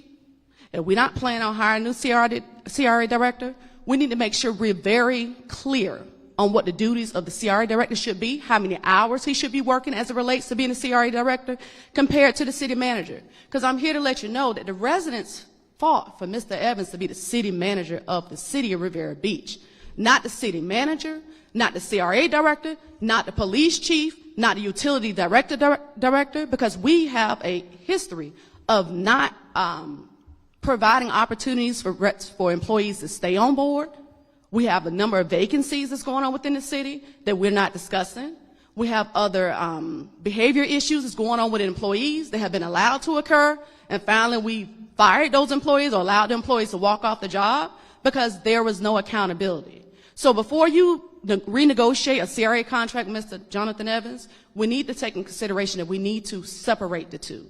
We should not have a city manager posing as a CRA director, because I don't think he has the time of day to do both of those jobs with all the issues that we're having within our city.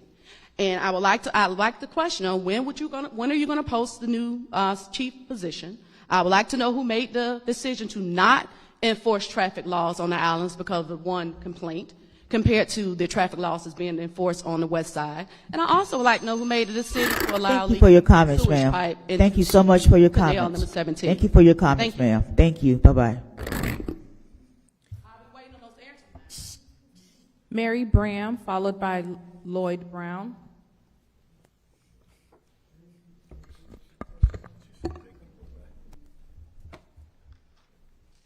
Good evening, Mary Bram, Riviera Beach. And I want Mr. Jonathan Evans to answer the public comments afterwards. Mr. Evans has not been paid not one brown penny performing these duties here for 3 years for the CRA. That's number one. A lot of times Fane gets up here. Fane is not the godly man with the godly answers for you. A lot of you all blights. I'm going to say it for what it is. See, I call a spade a spade. You can be used in every realm. And I have nothing against Mr. Lowe's, but he's been knowing me for years. We've been down this rabbit hole, Miss Feason. The court said It was no misfeasance, and we have Mr. Evans back. Try us again. We ready. We ready. We are ready. It's plain and simple here. The direction is, before a contract, you got to get negotiation to see whether or not whoever that candidate is accepts this here. Why change the course here? The CRA needs to remain as the CRA because we need to see our city build up. And this is what Ms. Graham and the other residents, inside as well as outside of this city. I'm all over the territory. I'm not just here in Riviera Beach. And I'm hearing this here. Political, citizens, government, Washington, D.C. So I'm talking about here. You talking to Ms. Graham here now. But Fang knows what gets up here and you all eats all of that bullwinkle there. Not one penny. This is what keeps the hype going on. And when you talk about all of this here, hearsay and thearsay, this what caused it. You jumps on the bandwagon and you start running with it. Whatever Mr. Laws would say, y'all think that man is God. He's not God. He's been wrong a lot of times. A lot of times. And we've won cases against him. But he will never stand up here and say that we got the cases. But for you blacks, you blacks, you blacks, this is what he spews out. And you all buy into that. It's simple as day. Negotiations. That's just like Ms. Brown. When Ms. Brown put in her contract, her application, you got to negotiate with me before you move to the next step. Anybody knows that. Anybody knows that. Not one penny has this man been paid here. Not one. Not one. And we're sick and tired of this here. We want to see this marina build up, stay the course here. We have somebody that knows all about the city here, and we have a deputy city manager and an assistant city manager. We have 3 managers in the city here.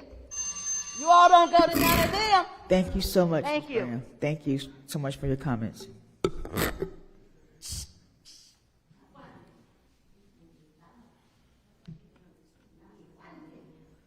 Hi, my name is Lloyd Brown, and really, I don't care what's going on. I just want improvement for the black people in my city. I don't care if he's getting paid 20 times what he should get paid, or he's getting paid, or he's not getting paid. Don't make a damn difference to me. I just want improvements. You know, like Randy was saying, people coming into the city, you know, and they getting all these benefits. I was wondering, it's a man, his name, I think it's Stuart Hankins. He donated to a few people, you know, when they were running their campaigns, and it seemed like he's building houses all throughout the city. I mean, I wonder why that is. You know, I used to watch The Sopranos, and they used to pay these government officials, you know, to get these different things done. I believe it's some of our government officials getting paid too. Now, Mr. Evans, I mean, I don't have anything to do with what you're getting paid, and I really don't care about what you're getting paid because there's a lot of money being wasted everywhere else. And I got to say one thing too. You know, I'm a veteran, Air Force veteran. I went over Singers Island to go underneath the bridge, Memorial Day. A lot of my friends, you know, that I knew died in the military, you know, and they were telling me about when they were in Vietnam and they came in. But for me to not be able to go underneath Singers Island Bridge, I was going underneath there when I was like 10, 11, and 12. And I mean, that's when they had a drawbridge over there. See, with this CRA, I don't really care nothing about that either. I'm talking about improvement for these people that live here. You got the code enforcement going around messing with people. With this pandemic, a lot of these little simple things, parking on the sidewalks and whatever, you should let all that go until this stuff kind of settle down. You ever go into these stores and you watch the shelves all clean and everything? Everybody can't make it. Parking on the grass, that's because I moved back home with my parents because I couldn't afford an apartment and I'm not on Section 8. And then another thing I want to say, these homes that these people are buying, these kids that are moving into these homes, let me tell you, their great-grandmothers used to own these properties. And when the crack cocaine came in and these people lost it, now you got them paying rent at a house. It may not be the same place. They paying rent in a house that their forefathers used to own, and they paid probably $100,000 for them back then. I don't know, but now these people coming in and somebody letting them get all these houses for little nothing, and that's a shame. Thank you for your comments, sir. That's the end of public comments. Thank you. Mr. Evans, do you have any response to the items brought up during public comment? Yes, go ahead. Oh,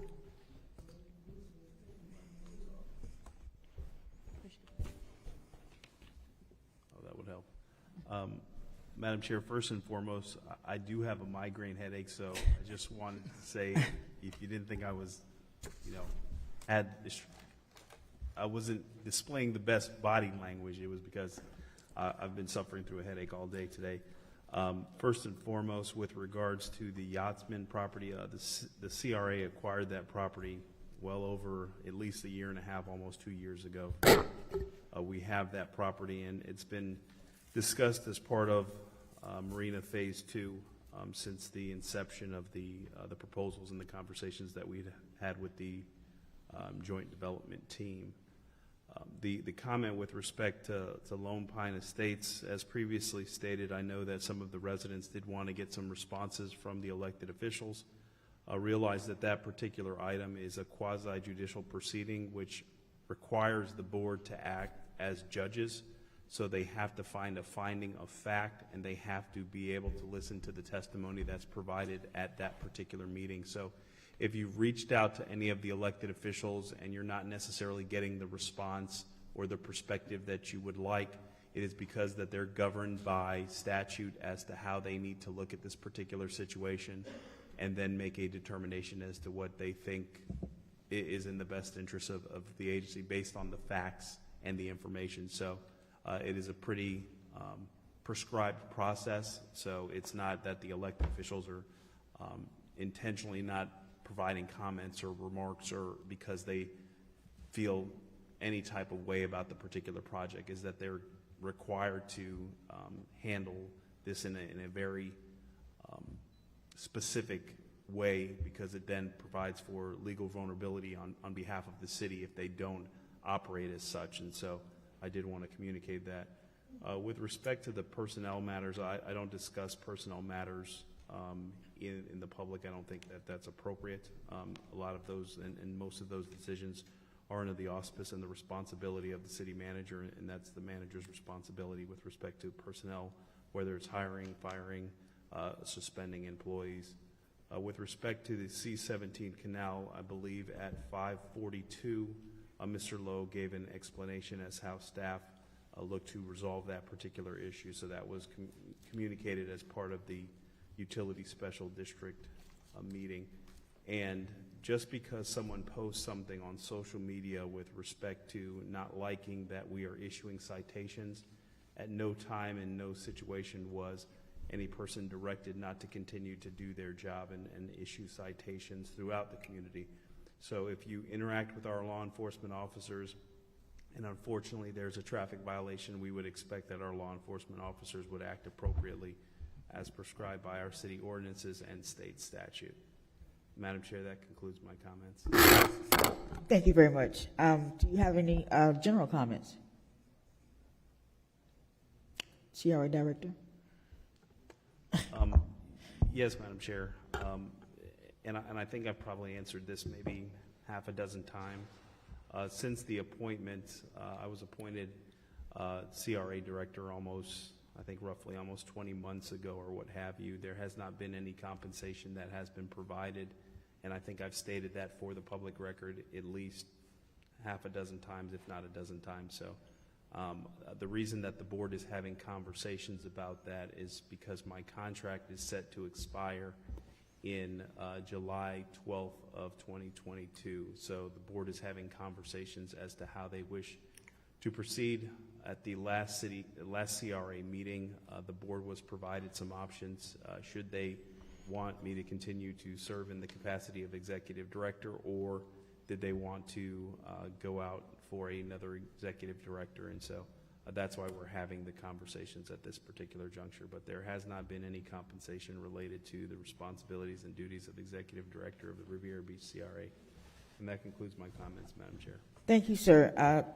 In discussion by General Counsel, Mr. Chris Smith. That's my direction, Madam Chair. Thank you. Statements by the CRA Commission. Councilman Lawson. Thank you, Madam Chair. Mr. Evans, there was a question that was posted in reference to the chief position. Are we moving forward with actually soliciting or putting the job out, or are we moving forward with Chief Lewis? Madam Chair. Yes, go ahead.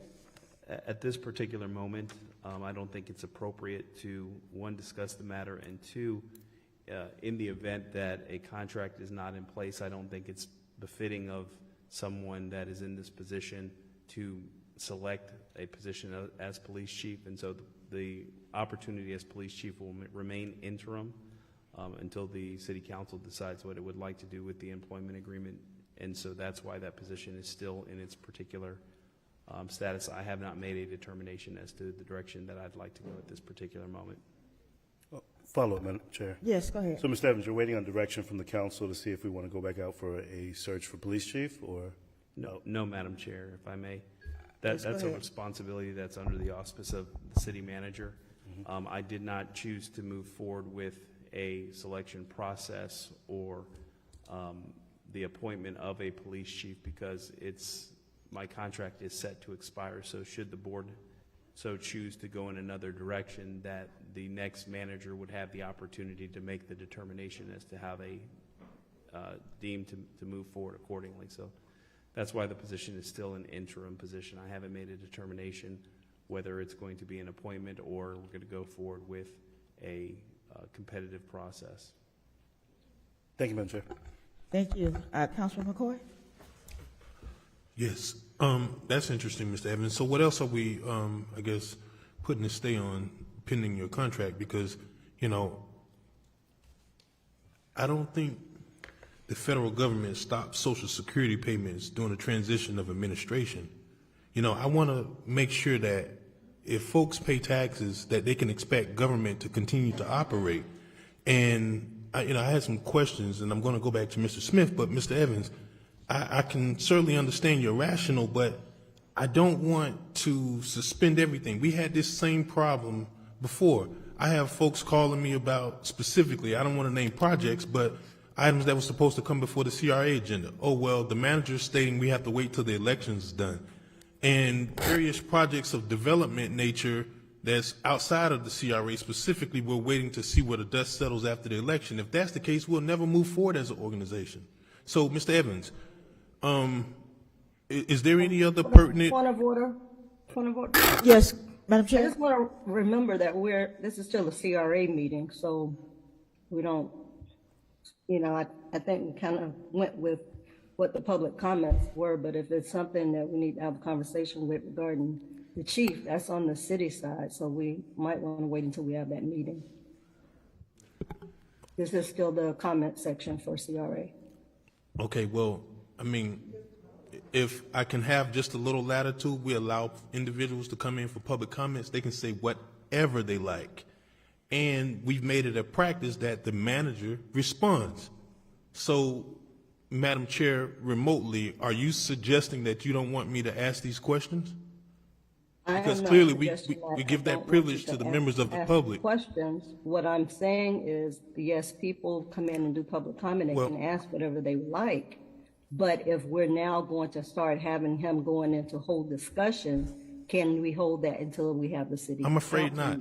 I'm afraid not. And unless you want to take a position not to allow me to do it, but I mean, you can't treat me any different than a member of the public, but this is something that's right because Mr. Evans brought this up, and this was initiated after a question regarding someone from public comment. So, I mean, in the spirit of governance, I want to know exactly what we're doing here.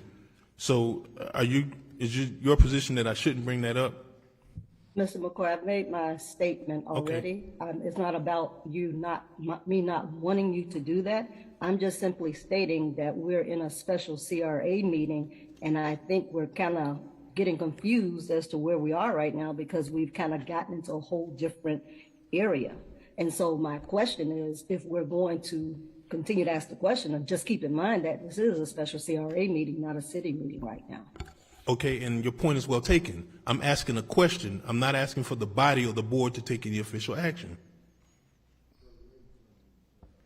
So, Mr. McCoy, go ahead and go, but I said my statement. That's my statement. okay. So, Mr. Evans, is there anything else pertinent that we should be concerned with, at least, from developmental projects and items on the CRA as well as the city that's being, I guess, placed on the back burner until there's a contract? Madam Chair, if I may. Yes, go ahead. The only item would be the item as it relates to the selection of a police chief. There's no other desire to postpone items, and some of the items that were postponed is because they were not prepared and ready and vetted appropriately through staff to be able to bring them before the board. And so that's why some of those items were postponed. Okay, a follow-up question regarding some of the discussions we had earlier relative to the executive director position. So currently, Mr. Smith, you stated that there is this possibility of having a management fee type arrangement with the city for certain services, and I think you even gave the example of the city attorney. Mr. Evans or Mr. Sherman, because I know we had an interlocal agreement that was brought to us, but we didn't take any action on it. It was removed from the agenda. I think it may have been in the month of April or May. Is there currently an interlocal agreement for any kind of services for the city to provide oversight or supervision or rentals or any of the sort? Madam Chair, if I may. Yes, go ahead. The interlocal agreement, it has expired and it's set to come back before the board, I believe, probably in the next month or so. I'm sorry, in the next month? Yes, sir. So what services, and I apologize if what services is that, Mr. Evans?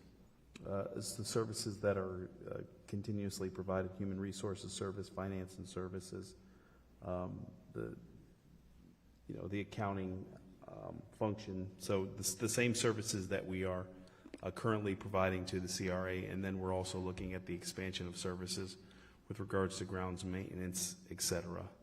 Okay, so was there any provisions for lease payments that I heard Mr. Smith bring up when he said that example of Lake Worth Beach CRA employees being housed in the city hall?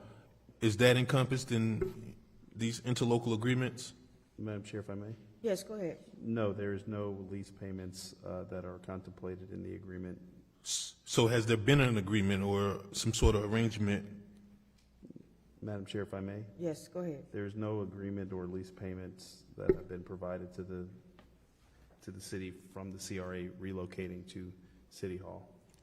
You said no payments? That is correct. Okay. All right. Thank you. Thank you. Madam Chair, any comments for you? No. Councilman Botel? No, I'll wait. I have no comments. This is the end of the CRA meeting. We will come back in about 5 minutes and start our regular city council meeting. This meeting is adjourned.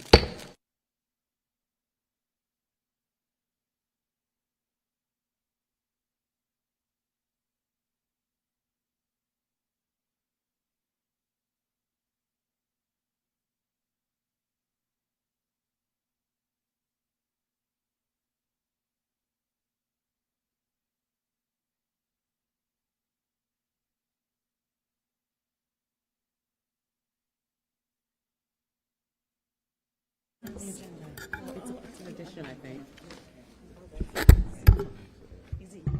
He's supposed to be twice. Yes. Before. Okay. This is for you. We will call to order the City Council regular meeting of June the 1st, 2022. The time is 7:43. Madam Clerk. Mayor Ronnie Felder. Here. Chairperson Kashamba Miller Anderson. Present. Chair Pro Tem Shirley Lanier. Yes, here.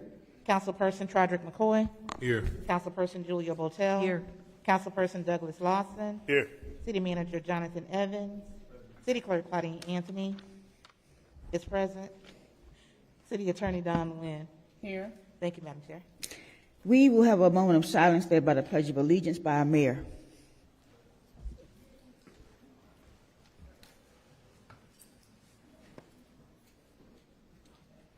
Pledge allegiance to the flag.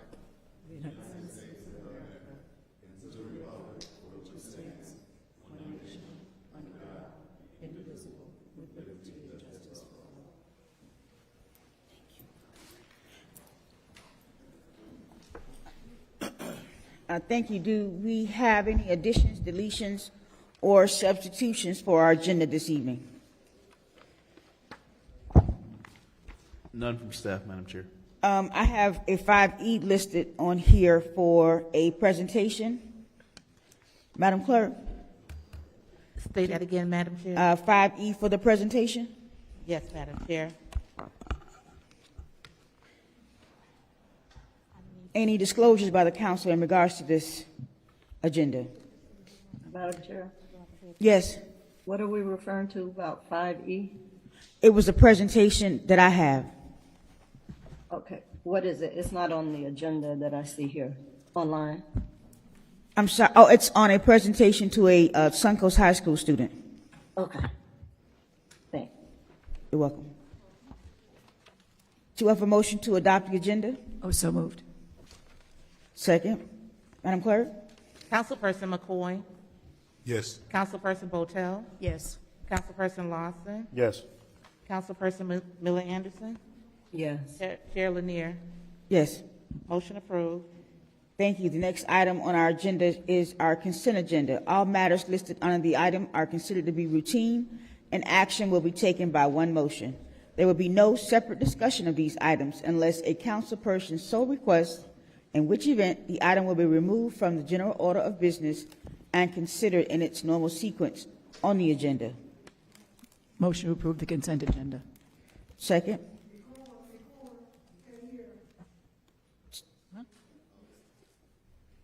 Second. Are there any discussions in regards to the consent agenda? Madam Clerk?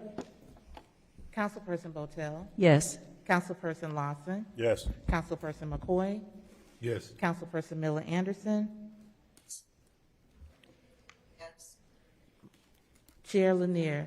Yes. Let the record reflect that, just in case anyone did not hear, Councilperson Miller Anderson did answer into the as to the affirmative for the vote. Thank you.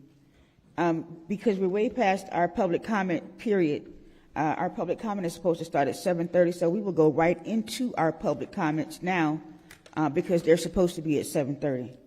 Please be reminded the City Council has adopted rules of decorum, public conduct during official meetings, which has been posted at the front desk. In an effort to preserve order, if any of the rules are not adhered to, the council chair may have any disruptive speaker or attendee removed from the podium, from the meeting, and or the building if necessary. Please govern yourselves accordingly. I'm just wondering. Madam Chair, the acceptance of public comment cards is now closed.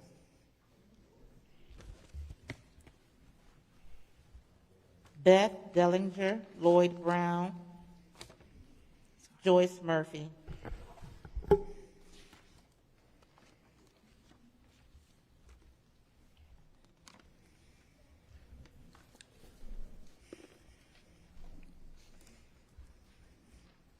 Mayor, council members, I'm Beth Dellinger, 104 West Beverly Road, Jupiter. I've lived in Jupiter in the Pines 50 years. Palm Beach, excuse me, Palm Beach County began the low-income senior citizens municipal tax amendment in 2014. There are 39 municipalities in Palm Beach County. So far, 13 have passed this amendment. 3 have passed it for 2023. I'm trying to make more municipalities aware of this amendment. Excuse me. This is for citizens 65 and older who have homesteaded properties and an income of under $32,000 a year. For residents like myself who live on half of that amount, any tax savings on our tax bill is greatly appreciated. I'm asking on behalf of your residents if you would put this on your agenda to be applicable for 2023. Riviera Beach has 6,887 homesteaded properties and 238 residents that would qualify for this amendment. Thank you for putting this on the agenda and finding it in your budget for these residents. You can submit the papers, or if you have any questions, Kristen Dees, tax exemption specialist at the Property Appraiser's Office. And the papers have to be submitted by December the 1st of this year. You have her phone number here, and your attorney has copies of the papers that Jupiter submitted to the Property Appraiser's Office. Thank you so much. Thank you. Lloyd Brown, Joyce Murphy, Rochelle Hughes.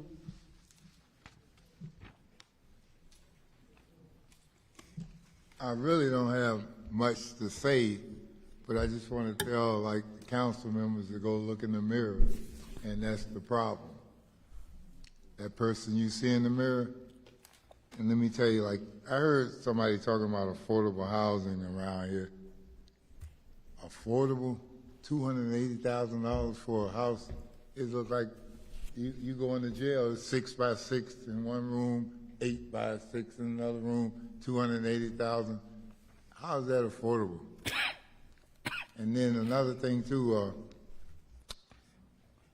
I never seen council people who, like, see, I don't use big words. I'll just tell you, like, you're not doing your job. I just say you just suck. That's easy, because they say it in basketball and all that kind of stuff. Simple words are what I use. Big words don't mean you know anything. And I know a lot of council members up there, they want to talk big and say big things, but they ain't doing nothing. James Brown say talking loud and doing nothing. He said talking loud and saying nothing, but they talking loud and they don't do nothing. And I heard some people say that, oh, I'm not a social worker. Well, I mean, you got something mixed up there if you don't think, if you're on the council or commission or whatever, you don't think you're a social worker, because you got to go out there and deal with the society, and that's social, isn't it? So if you don't think you're a social worker, you don't need that job as a city commissioner. I'm so used to saying councilman. So, but you know, if it was a game on, I wouldn't be here. But my team lost. My city losing. My team lost. That's a shame. I want to cry. I ain't gonna tell you no lie. I wanted to go under the bridge, like I said, but I couldn't get there because I can't cook, so the tables didn't mean anything to me. I don't know how to barbecue or do none of that. But the tables are being used so that these people can put their gear on. And let me tell you something. See, you don't realize what you just done, because all those young black guys I know who can't get under the bridge, they're going to be right over there at the beach. And you know how they are. They're not like me. See, I'm not violent and I'm not nothing like that. But these young guys, when they go over there, you're going to say, oh, man, too many of them coming over here. Well, when you closed up underneath the bridge, that was what's going to happen. I know you saw it at City Place, because I used to take my friends down to City Place until it got overcrowded with black guys, young guys, and they said you have to have your parents to come. So like what you doing under the bridge, let me tell you, you're going to regret it when they start showing up over there on the beach. Thank you. Thank you for your comments, sir. Joyce Murphy, Rochelle Hughes, Randy Edwards.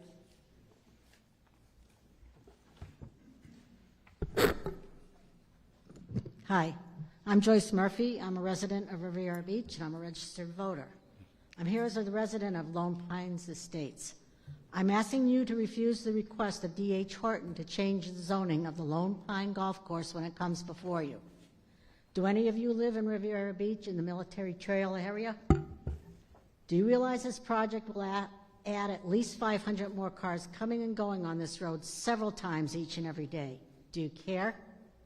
D.R. Horton stated several times that they are going to put in a new stoplight. Really? Where are the state applications and permits for this proposed stoplight, since it is a state road? D.R. Horton's representatives have lied to Riviera Beach representatives regarding this project already. They had stated before any Zoom meetings were set up inviting Lone Pine Estate owners that we owners had agreed to their highly destructive and dishonest plans for the golf course. We did not. They also told us at one point they were canceling their construction plans and pulling out. A week later, they were filing more paperwork with the city of Riviera Beach. How many other times will they continue to lie to us and city officials? Because as we all know, it's much easier and cheaper to ask for forgiveness than permission. Lone Pines Estates has a problem now with flooding whenever we have any amount of heavy rains. Come on by next Saturday. D.R. Horton's answer to this is to raise the level of grounds of what is now the golf course 18 inches. How is that going to fix our flooding problem? Their other plan is to build 2 huge retention ponds. One will be in my backyard. What happens when they overflow? When asked, they say extra wet water will go into their system. What system? They never explain that. Where are those plans and permits? Another problem Lone Pine Estates already has is non-existent water pressure. D.R. Horton's answer to that is they're going to build a new pumping station. Are you aware of that? Where? Is Riviera Beach or West Palm Beach County aware of that? Where are those plans and permits? I say no to any and all plans of D.H. Horton. They brag about how they are a huge nationwide company. Yes, they are that. A very destructive nationwide company. I ask this board to please research their practices and research how many lawsuits they have pending and in the past regarding their destructive, dishonest construction practices. They are not Riviera Beach residents, nor are they ever planning to be. I have not even begun to state all the problems these proposed development and zoning changes will create. We have a list with at least 10 other problems and concerns this will cost and create for your city of Riviera Beach and residents. I'm asking that the city of Riviera Beach also consider very strongly purchasing the Lone Pine Golf Course for green space programs for the betterment of the city's children and citizens. Thank you so much for your comments. Rochelle Hughes, Randy Edwards, Quentin Jacobs.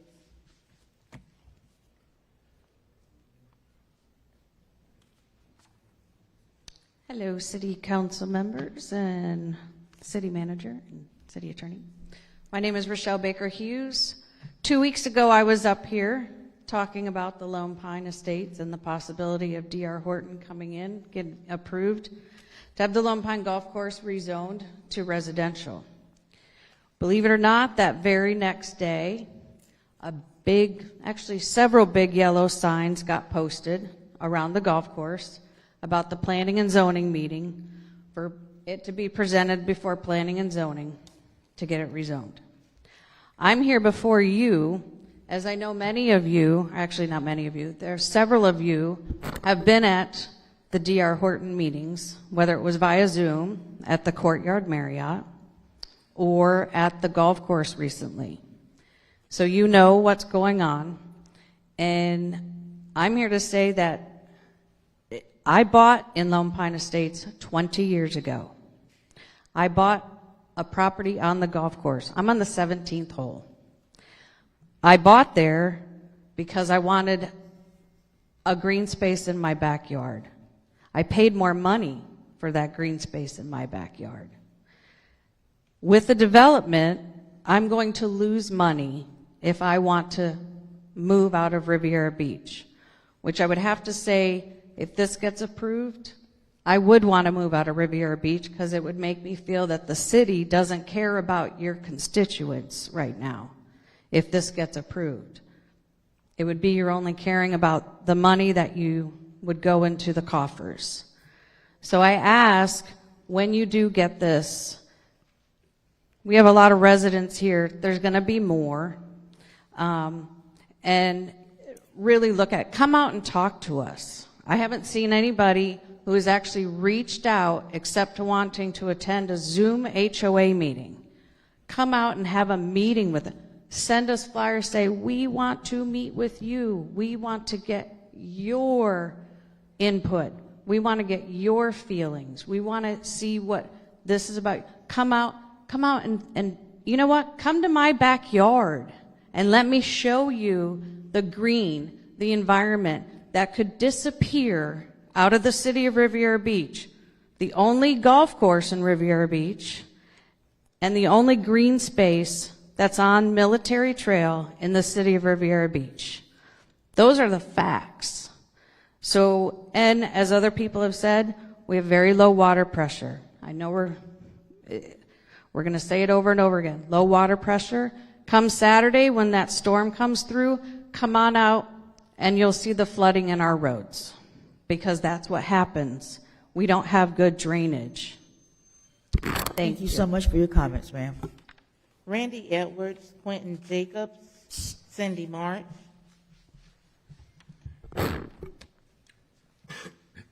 Good afternoon, Madam Chair and Board. I was here before, so Mr. Horton, I don't think he can build in West Palm. I haven't seen nothing he built in West Palm Beach. He only come to a city that he can take advantage of, in my opinion. The water park is not happy with this development going across the street from them because of the traffic situation we got right now. These officers back work overtime at that. They can tell you they have to stop traffic on Military Trail. How many of y'all have to stop traffic on Military Trail to get traffic out of there? Any of you officers? Okay. So we got a baseball stadium, then, you know, just say the green space. And, you know, we let them, that's a golf course. And there's something unique in Riviera Beach. No other city has a golf course that's diversified like this city. What other city you know has a golf course? We need to keep that golf course here. People say, I'm moving to the city with a golf course. And we got kids that came from Riviera Beach last 2 weeks ago in a program out there learning how to play golf. A lot of people say, you know, we need these kids to be the next Tiger Woods. You know, we got kids that are talented here. We need to use that and, you know, get these kids off the street, take them somewhere, show them something different. Everybody can't play football. Everybody can't play basketball, but somebody can play golf.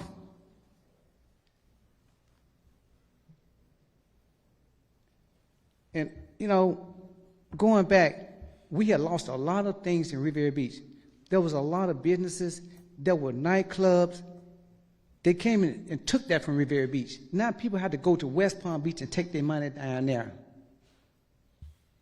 Also, parking. Parking, anywhere you go downtown, you got to park, pay to park. Now it's 24 hours a day you got to pay. Fees are double. But they come to our beach, our taxpaying money that we have, this beach over here, they don't pay nothing.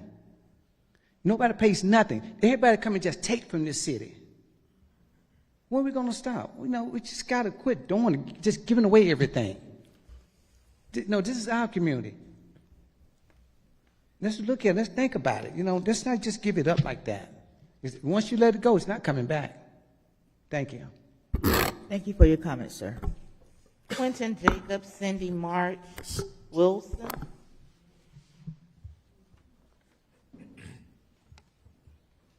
How's it going, Madam Chair, Council, residents? I'm also a resident of Long Pine Estates. Came up here the last council meeting also. And the problem I have also, like he was saying, with the traffic and also with this so-called residency coming up, what it's going to end up causing is a major problem, not only for the residents of that neighborhood. It's going to also cause a problem for the police department, going to cause a problem for the fire departments, especially when we're trying to get where we need to be at. And at the same time, you got a lot of people trying to move in different places. We don't know who's coming in here. You know that first year, they can't do anything at all. After that, turn to Section 8. I understand everybody need a place to live, and I'm not knocking anything when it comes to that. But at the same time, when everybody's home sleeping, everyone back here, you got to be out here running, humping, and doing everything possible to try to keep everything and to keep the city safe. But at the same time, I bought my home. I didn't buy my home just like I know my residents, my neighbors. I know they didn't buy their home and everything to have someone directly behind them.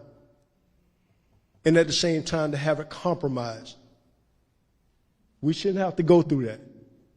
But at the same time, if we're coming to a meeting, we should be coming here for something worthwhile, not trying to fight to keep what we have that's fundamentally sound for us.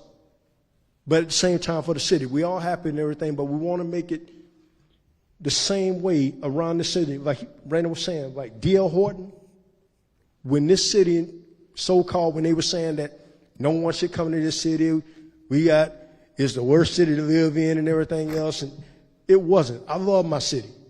I love my home. I love where I'm at. But I definitely don't want to be in a spot, because I even thought about the same thing now. If that development come in, I even thought about pulling up. And I want to live in my city. I work here, I live here, I enjoy it. But at the same time, why am I going to be somewhere where I'm going to be compromised? So I beg and I ask each and every one of you to sit down when you're making this decision, and when it comes down to it, to really think about the citizens, think about the neighborhood, think about the city, and think about what's going to be coming in and what we're going to be fighting against if we get something that's not fundamentally sound for any one of us. Everybody want money, and that's what D.L. Horton want. Once they come in, they get that little money, what they're going to do with the economy being up and the housing, they're going to get up and lead. The developers, they're going to come in and they're going to do what they need to do. But at the same time, I ask and pray. Think about it. Thank you. I appreciate the time. Thank you for your comments, sir. Cindy March, Wilson, Odessa, Walker.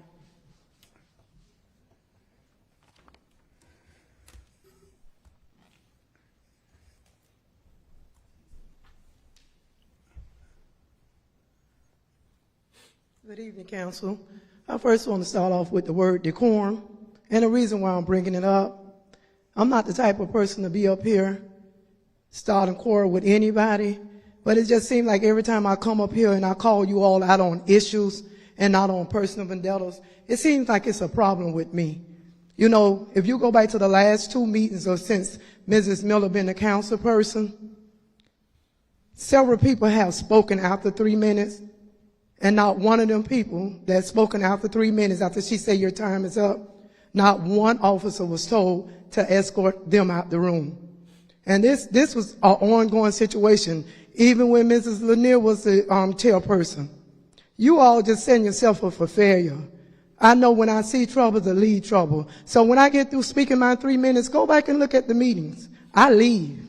And if any police is be on duty during the meeting, they go back and look at the meetings. When I get through speaking, I leave. I'm here solely for the issues. And my issues is, you don't even have enough stuff for the youth. You know, you have latchkey kids. It's summertime. Where are these kids playing? Boys and Girls Club can't hold them. You don't have nothing going on at Wells, not too much going on at Taste. Like I said before, when I was growing up, we looked forward to summer youth employment program, picking up the trash for public work and getting a paycheck. Let's keep kids off the street. You know, they go home, their parents not even home with them. You don't even know if they had a decent meal. And just like Riviera Beach, Stony Brook, how you all put y'all name on something you all never lived in? A Roach Motel, Rat Motel.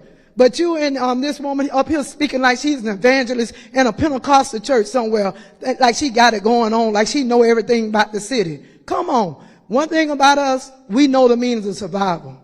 And I'm going to call you out every time. I keep asking over and over, and I still don't have any answers, and it might not happen overnight. When you all going to start infrastructure on the west side of town? Nothing is being done on the west side of town. You can sit there with the smirk on your face, but it's nothing. You ride up and down First Street, you would think something is wrong with your car. That's just how bad it is. I don't even drive at night no more because it's not adequate street lighting. Must I say I did speak with Park and Recreation. I want to thank him for the lightings at Goodmar Park. He did what he was supposed to do. We have to hold you all accountable with issues and not personal vendettas. And if you all three get away from them personal vendettas, we can move this city forward. You have a man that's redoing a house across the street from me. That house didn't even hit foreclosure. How he knew that he could buy this house. Somebody telling these people something in order for them to snatch up these houses that don't give us an opportunity to get it if we can afford to get it. I mean, somebody getting piggyback. Y'all want to say it's not corruption. The federal court in Fort Lauderdale found you all to be corrupt. You all don't like that word, but I call a spade a So much spade. for your comments, ma'am. Wilson, Odessa Walker, Marvelous Washington.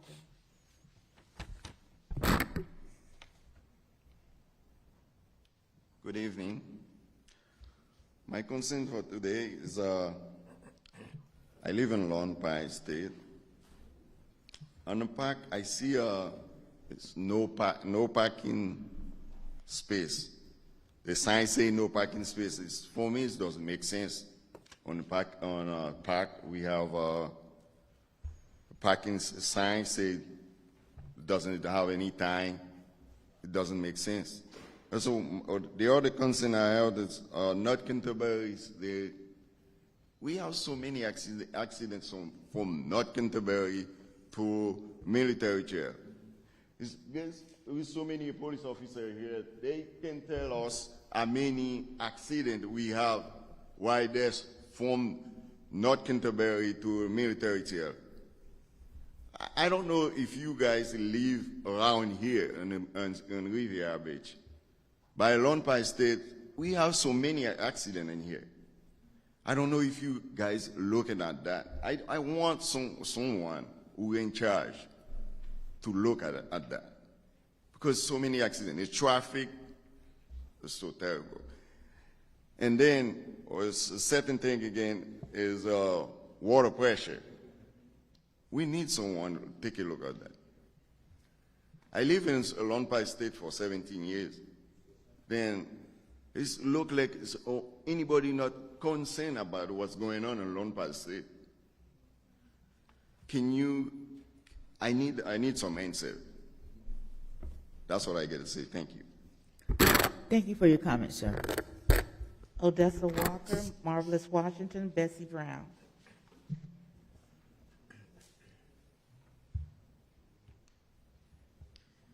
Good evening to everyone in their respective places. First, I want to say thank you for allowing us to come up public comments and not have to wait until the end of this meeting.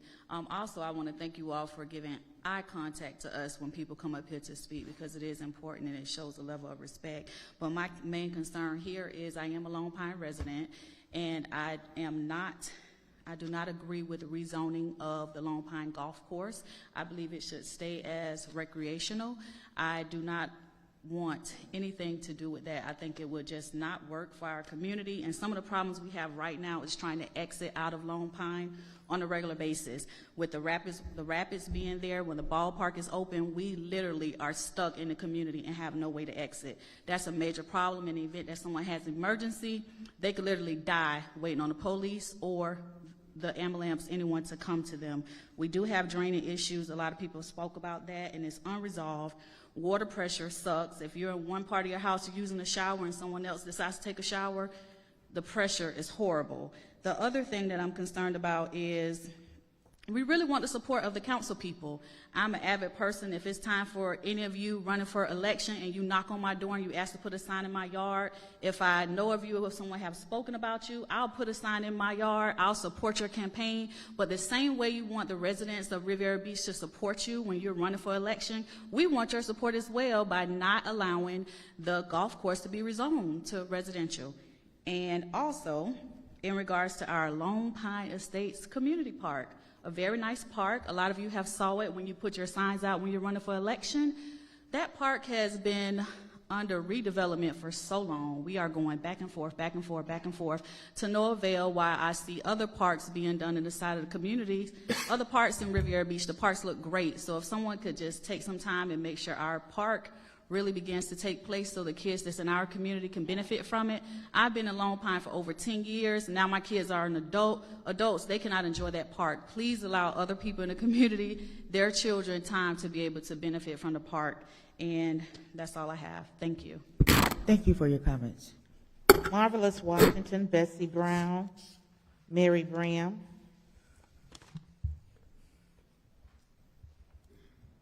Good evening. Again, councilperson, chairperson, city attorney, and city manager. I am Marvelous Washington. I am a Lone Pine Estates resident.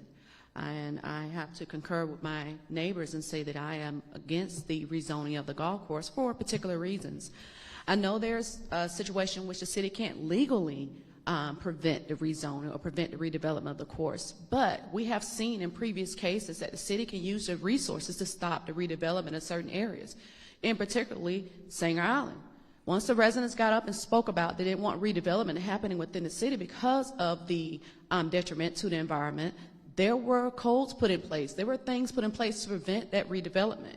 We want to know if those same resources are available to us in Lone Pine Estates. In addition to that, we have terrible water quality. And I know we've talked about that multiple times, but this is a serious issue in our community. Anything western of the city has the worst quality in the city.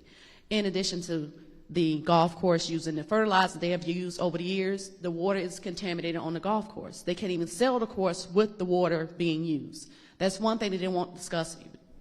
In addition to that, D.R. Horton is notoriously known to use low-quality buildable materials. Just ask the residents in Thousand Oaks. That is a D.R. Horton development. And they have so many issues over there to a point where they attended our meeting with D.R. Horton to discuss those issues that they have going on in their community, to advise us on what issues that they are experiencing, that that's going to be the same thing, the same buildable materials that will be used for the redevelopment of that golf course. And we always know when you have low quality housing, you're going to attract vagrants. And what that means is our home values will go low. Our home values will decrease. And the issue I have with that is any redevelopment that happens on the west side never increases our home values. It always decreases. At some point in time, we got to change that process. We have to change that narrative. I understand there is a need for affordable housing. We understand that. But why would you subject future residents to contaminated water? Because that's what we're experiencing in our community. Our water quality is the lowest. We have localized flooding for the least rain that we receive. We have that issue, and it's just going to run off in our community, and D.R. Horton has not given us a proper remedy for that. So we'd like to encourage the council to please consider keeping that as a park for residents, for youth, because the west side of the community doesn't have a park to go to. We don't have recreation activities out there unless we go further east or go to another city to partake in no recreation activities. Please consider it. Think outside the box. If it's a golf course or recreation facility, we should keep it that way because there's a lot of species out there that needs to be protected. Thank you. Thank you for your comments. Bessie Brown, Mary Bram, J.B. Dixon.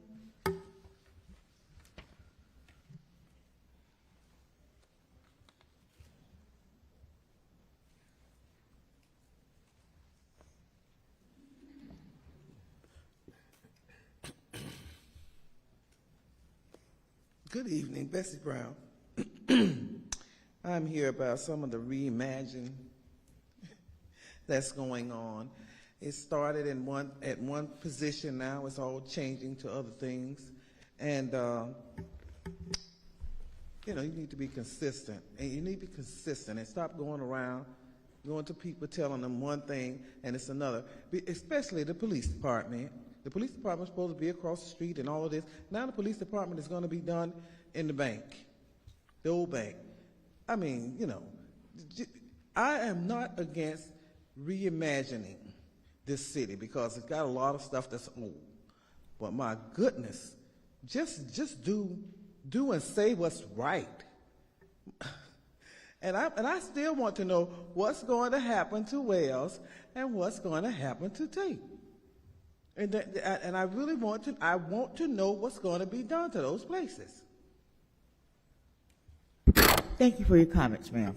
Mary Bram, J.B. Dixon, Spain Lozman.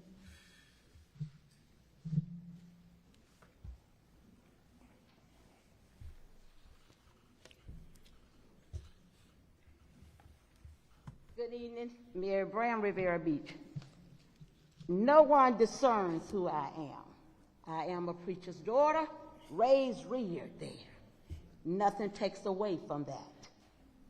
I was taught what I was taught by good leaders, Christians, educationals, governmental officials. I am who I am. And I make no apologies for it. My dad's name is on cornerstones of churches, proclamations in cities. My family was well-rounded. Here is some of this family here. The kids are the nieces and nephews, the aunts, the uncles, law, bridge builders, build communities. So I make no bones about who I am. No one discerns who Miss Brown is. Nobody but the Heavenly Father, and I believe in it. Condolences go out to Miss Valerie Grimsley, who's lost her uncle, her mother's brother, and he was beloved, and they took care of him. Kudos to Miss Emma Banks for a lovely evening on May the 21st. Anthony Anderson, he brought us laughter, and it was well enjoyable. On May the 28th, at the EC Campus Theater, Ladies of Victoria Incorporation, their 9th annual scholarship and award gala, Diamond of the Season. All of the recipients were diamonds, a beacon of distinction. Loving ladies of all areas, all backgrounds, cultivating, empowering, educating, and instilling decorum. Molded into powerful women, and some of those are on the dean list. They've gone on, they're doing great things. This is what we say about putting in place the things here for our kids. Summer is out, and I want things moved so that we can empower our kids. An idle mind is the devil's workshop. So we want our kids to be prudent. We want our kids to be empowered. So I need those things instituted within our community. Also, years ago here in the city here, we did what we had like employee comments and residents' comments. With what we're going through today, some people cannot express their thoughts and their opinions. So I'm asking the city to go back. Sometimes we have to go back to the basic and try to reach those that we can reach without having a name or who they are. You as elected boards and city managers, that's where you know. Where are your city employees? How they're thinking. They're stressed out. Residents are stressed out. So we used to have that in the city. Thank you so much for your comments, So please, ma'am. consider that. Thank you. J.B. Dixon, Fane Losman.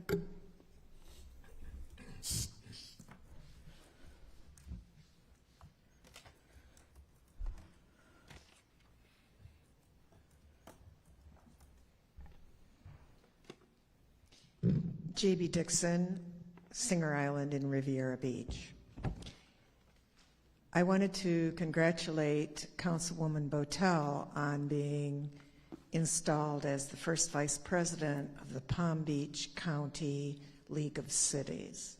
And also to tell you, because I know that you all received a memo from Mr. Losman, as did everyone on the board of League of Cities, where he urged them not to allow her to be the first vice president of the League of Cities. I think you know from what he said in that letter that those charges are untrue. I'm sure in his turn at the podium next, he will continue to tell you things that are not true. Mr. Losman has a property on Riviera Beach for which he paid $24,000. And he wants, because now he knows he cannot build there, and he knew that when he bought it because it was submerged lands and it was in a special preservation district. Now what he wants is to hold up the city for the millions and millions of dollars that he thinks his $24,000 piece of property is worth. I urge you not to listen to the threats that he makes and to reflect back on the threats that he has made in the past, which have never come true. So he is always saying that, next week someone's going to be arrested, and 2 weeks from now someone's going to be doing a perp walk, and none of that ever happened. So-and-so is going to be recalled. So-and-so is going to be brought up on criminal charges. Please count the number of times that he has warned you with great certainty what is going to happen that has never happened, and take what he has with a grain of salt. Thank you. Thank you for your comments, ma'am. Fane Lozman.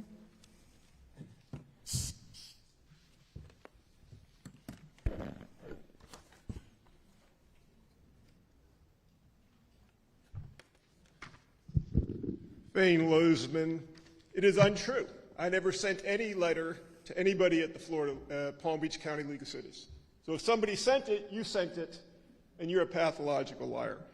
Let's talk about the properties. Me and my friends have spent well over $2 million buying properties on Singer Island. One lady wanted to give it to us. We gave her $24,000.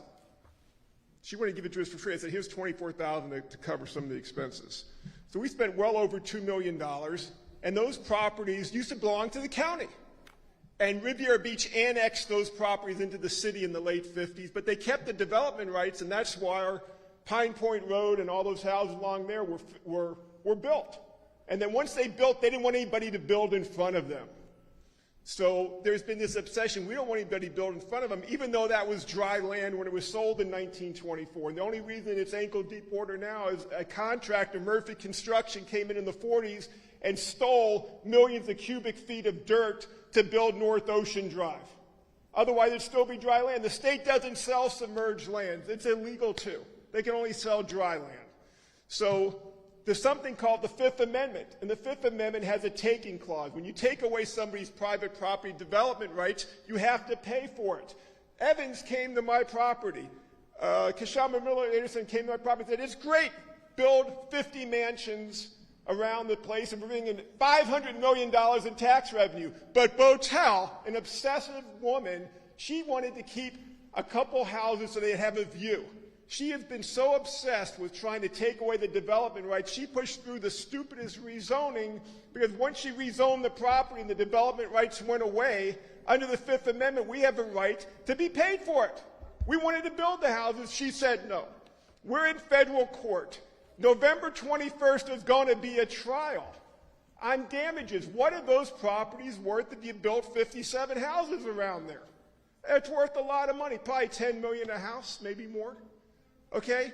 One day this building, a year or 2 or 3 years from now, may be privately owned, this whole marina, because the city would have to sell it at auction to pay the judgment, because Botel and Lanier and Kashama Miller Anderson, instead of having $500 million of new homes on the tax rolls on Singer Island, now you owe $500 million to all those properties that you've downzoned. You can't take away development rights without paying for them. It doesn't matter if they gave, every property was given for free.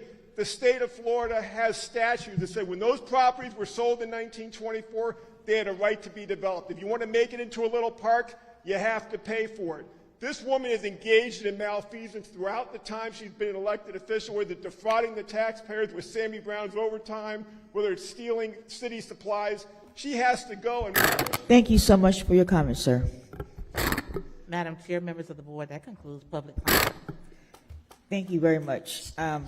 The next item on our agenda is the consent agenda. Do I have a motion to approve the consent agenda? Motion to approve the consent agenda. I thought we already did that. Did we? Yeah, we did. No, that we Madam did that Chair. for. We're into awards. Madam Chair. We had awards. If my colleagues would indulge me, I would like to go first with this presentation. There's a young man that we want to recognize from Suncoast High School. Are they here? Madam Chair, can you hear me? Yes, ma'am. Is Mr. Evans going to answer the questions, any of those questions? Oh, yes, you're right. Mr. Evans, you want to give us some answers to some of those questions that were posed during public comment? Yes, Madam Chair. With respect to the tax relief item that was proffered by a member of the public, that's something that Mr. Sherman and I will take a look at and look to bring back before the board for consideration. With respect to Lone Pine, as previously stated, the board is prescribed to operate in a certain fashion because it's a quasi-judicial proceeding, and so they are to sit basically as judges, and they have to make a finding of fact related to the rezoning that is being considered. So if there has been communications to board members and they're not responding to an email or what have you, or they're short in their responses because they are required to act in a certain fashion related to this particular item. But rest assured, the board is hearing your comments and certainly going to be well versed to be able to hear the arguments that are going to be made on both sides of this particular issue. With respect to some of the traffic concerns, I would assume as part of the overall consideration that a traffic study will have to be provided, as well as I know that we are moving forward with some modeling for water pressures that would be necessary with the construction of a new water treatment plant. So that is something that the city is looking, because we know we have water pressure issues throughout the city, and that depends on demand and our ability to provide the supply through our water system. With respect to the park in Lone Pine, I know that Director Blankenship is working with our partners, I think both at the state and federal level, to make sure that the appropriate procurement processes are followed, and he is working on a letter that will be provided to both the HOA and the adjacent property owners about what the city plans to do as it relates to the renovations. On the reimagined sessions, it's important. I think all those reimagined sessions were intended to get input and feedback and to share different ideas and ideologies. There are some considerations and things that we are sharing with the community, and obviously once the community gives us input, we bring that back before the board for consideration. And so it is a evolving situation where we are working through some of the items that we have been able to get from the public, as well as how does that reconcile with the master planning efforts that we did for the Parks and Recreation Department. So we do have, and I think the board has seen a presentation, a pretty comprehensive presentation of what Parks and Recreation and facilities look like with respect to us moving forward, and how does that play into Reimagine, and what's the optimal location, and what's the services that will be provided, whether it's at Tate or whether it's at our Wells Recreation Center. So those things are still moving forward, and once we get to a good point, we'll bring those items back before the board for consideration. That concludes my comments, Madam Chair. Thank you. We'll move into presentation, and I ask my colleagues to help me with this one in terms of moving this. Justin Ricketts, is he here? Yes, sir. Would you come up, please, sir? This young man here got a perfect score on the SATs. A perfect score.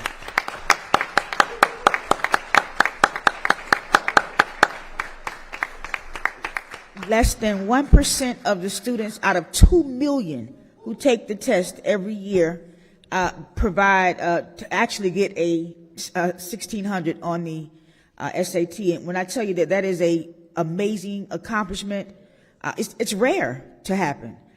We have a proclamation from the Office of the Mayor recognizing Justin Ricketts for his outstanding academic achievement, whereas Justin, a junior at Suncoast High School, is enrolled in the STEM program and the International Baccalaureate programs, and whereas in 2021, Justin worked as an intern with Electron Microscopy Core at the Max Planck Florida Institute for Neuroscience, and whereas the Scholastic Aptitude Test is a standardized test in reading, writing, language, and math, whereas the SAT is given globally and recognized by colleges and universities in the U.S. and abroad, whereas in 2021, 1,118 students had a test score between 1,400 and 1,600. A perfect score, SAT score of 1,600, is incredibly rare. Whereas in 2022, Justin Ricketts, co-president of the Black Student Union at Suncoast High School in Riviera Beach, achieved a perfect score of 1,600. Now,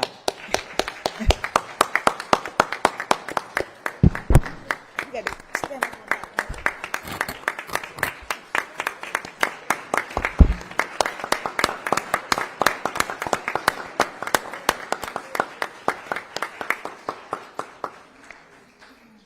So we are presenting Justin with a journal for him to continue to manifest everything he wants, a book, the 1619 Project, a certificate of academic achievement to Justin Ricketts for demonstrating exemplary academic achievement with a perfect 1600 score on the Scholastic Aptitude Test. And we would like the council members to come up so we can get a photo op.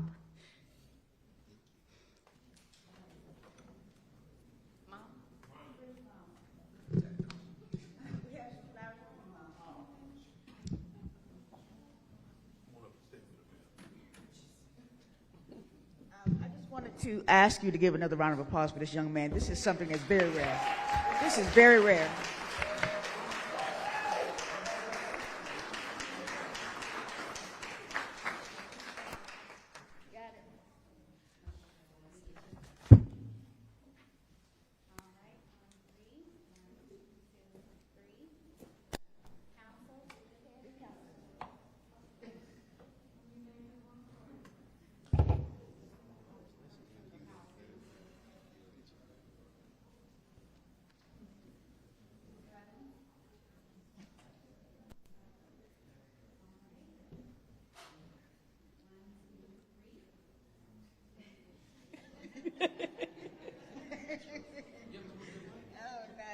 Thank you guys so much again.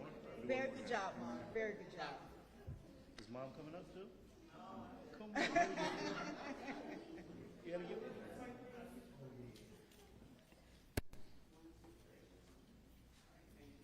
Thank you.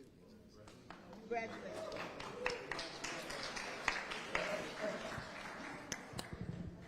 We have a special presentation. So, first off, where were you 23 years ago? I could have used you.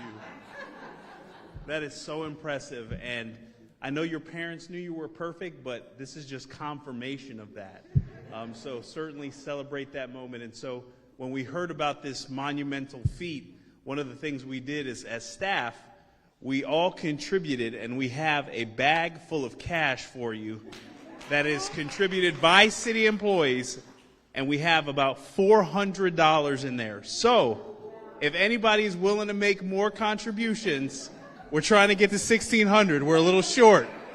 So if you're willing to, there's the bag. And on behalf of city administration of the city of Riviera Beach, you earned it. And with that score, you're going to get a lot more of that, buddy.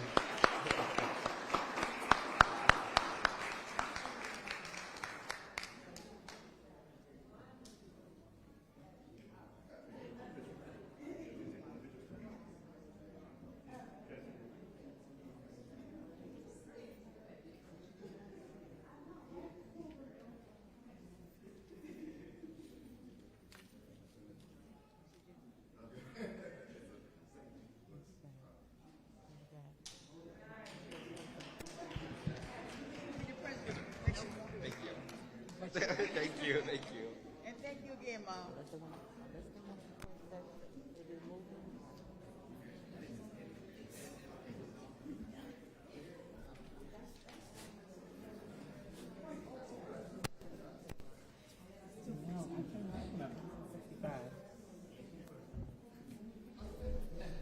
You can have that one. Now we can. Thank you so much, Justin. We are going to, yes, thank you so much. Thank you again, Mom. Very good job. Very good job. We're going to move on with our presentations. Madam Clerk? Madam Chair. Yes. Well, first of all, I do want to say congratulations, young man. That is an excellent position to be in. You can go basically wherever you want to go with that score. I know we have several presentations. By any chance, do we have any people that are on the agenda in the audience that need to go, that have been there for a while? I know it's kind of late for some of my presentations. Are there people that need to go first, like Mr. Everybody's raising their hand. You shouldn't ask that question. I'm sure. So I'm not there, so you all have to figure that out. Hey. But I just wanted to throw it out there. Thank you. Okay, very good. We'll have 5A, which is the presentation from the Palm Beach County Commission on Ethics. Madam Chair? Yes, sir. If I may, really quick, I just got information. Our lobbyist, Mr. Sean Pittman, is going to contribute $500. Whoa! And actually, But his staff doesn't know. And actually, Mr. Pittman, Sean Pittman, who's a Suncoast graduate, Yes. is the one that brought it to my attention. He posted it, and I saw it and got in contact with his parents. So. Well, then Mr. Pittman gets to go first on his presentation. We got somebody at the mic now. Unless somebody else has more money. No, just kidding. Go ahead. Good afternoon. I'm Gina Levesque from Palm Beach County Commission on Ethics, and I don't know how I got picked to follow that young man. I know. Thank you very much for having me. My presentation will not take nearly as long as this, so. I have left some guides to the Code of Ethics for each of you guys, and my business card is taped to the inside. Our new General Counsel, Rhonda Geiger, was here in the audience earlier, but she had to leave. And I am really just here to say hi, let you all know that I am your liaison with our agency, and that has changed recently, so I wanted to introduce myself and let you all know that I'm available at any time. My cards are inside the book, and I have left books and cards outside next to the agendas. So if anyone needs anything or has any questions, please let us know. And our motto is ask first, act later. So please be mindful of the things that you're going to do. And before you do them, if you have any questions, ask your city attorney, and she can then reach out to us, or you can ask us directly. If you don't have any questions. See, I told you I'd be quick. Any questions from the board? Thank you so much for your presentation. Gina. Madam Chair, we do have a public comment on the item. On this ethics item? Okay, very good. Mary Bram.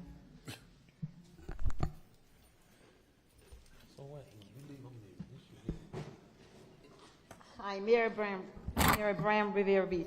I did, for the general public, these books that are presented, the Code of Ethics, I would suggest that we as residents, as well as governing boards, that we take this and we read it, and we read it thoroughly, because this is the basic foundation, like she says, for ethics. Because even we as residents, we have to have some type of structure and standards within our own lives. So a lot of times we as residents, we see things that goes on with our commissioners and stuff, and we feel as if that something went wrong with them, and they did this and they did that. But you have to have that concrete evidence, because that's what the Code of Law is about. It's not about just mere hearsay. You can't convict someone on hearsay, because a lot of times, as residents, stuff be spewed out about, what you all are doing, and you all are doing that. So I would advise that the governing board, everybody get involved in your government and learn the process and learn the procedures. And therefore, you would have your tool, because this book here is a vital book, very vital. So residents, if you do not have one, I'm sure they will provide them within our city, and you as residents or anyone can come and pick up this Code of Ethics, a practical guide to the Code of Ethics, because it will help govern each individual as well as city. Thank you. Thank you for your comments. Madam Chair, members of the board, we're now on to 5B, presentation of state and federal legislative updates from Senator Bobby Powell Jr. and Representative Sean Pittman. Madam Chair, members of the board, we do have public comment on this item. The acceptance of public comment on this item is now closed. And Representative Edmond. Thank you. I appreciate it. Well, good evening, everybody. It's an honor to be here before you all. This is my first time. I'm sorry, do you all have the PowerPoint by chance? All right. Before we get started, I want to recognize earlier in the audience you had one of my former athletes, Amari Carter, who went on to play for the University of Miami, was here. He's a student well, not a student anymore, but a product of Riviera Beach, as am I, and grew up here, as is Councilman McCoy and others, Ms. Kashama Miller Anderson, many of us, but it's good to be here. Continue. Okay, I am State Senator Bobby Powell Jr., and I represent Senate District 30 in Palm Beach County. I'm here with my colleague, State Representative Javante Edmonds. Welcome to the legislature, and also members, our council. Congratulations, for those of you who I haven't seen, are congratulated since your elections. It's good to be up here with you all. This is the 2022 legislative update. 2022 is the session that has kept on giving. Of course, we just finished another session last week with regard to property insurance. I drove to Tallahassee Sunday evening, arriving at 1 o'clock Monday morning, and flew out of Tallahassee on Wednesday morning at 6 a.m. So we're glad to be back here to talk to you about issues with regard to the legislature. Of course, those are all the cities that I represent. And red is Riviera Beach, which is the city in which I'm from, Representative Edmonds. And I am honored to serve District 88, which covers all the way from Lake Park down to Delray Beach. And after redistricting, a majority of my south end of the district would be cut off and would be expanded out west to Royal Palm Beach to about State Road 7. So in the Florida House, we have about 120 representatives. We have about currently 75 Republicans and actually 41 Democrats, as we have Representative Byrd, who recently just vacated his seat to become the Secretary of State. And in the Florida House, we are able to pass 7 different bills. There's 40 senators, 16 Democrats, 24 Republicans. We have unlimited bills. Next. Of course, my committee assignments, I sit on as a senior statesman in the legislature. This is my 10th year being in the legislature. I sit on Appropriation and Rules, which means I see every bill that comes to the floor. I also sit on Criminal Justice, Health Policy, and I'm the Joint Committee Chair on Public Counsel Oversight.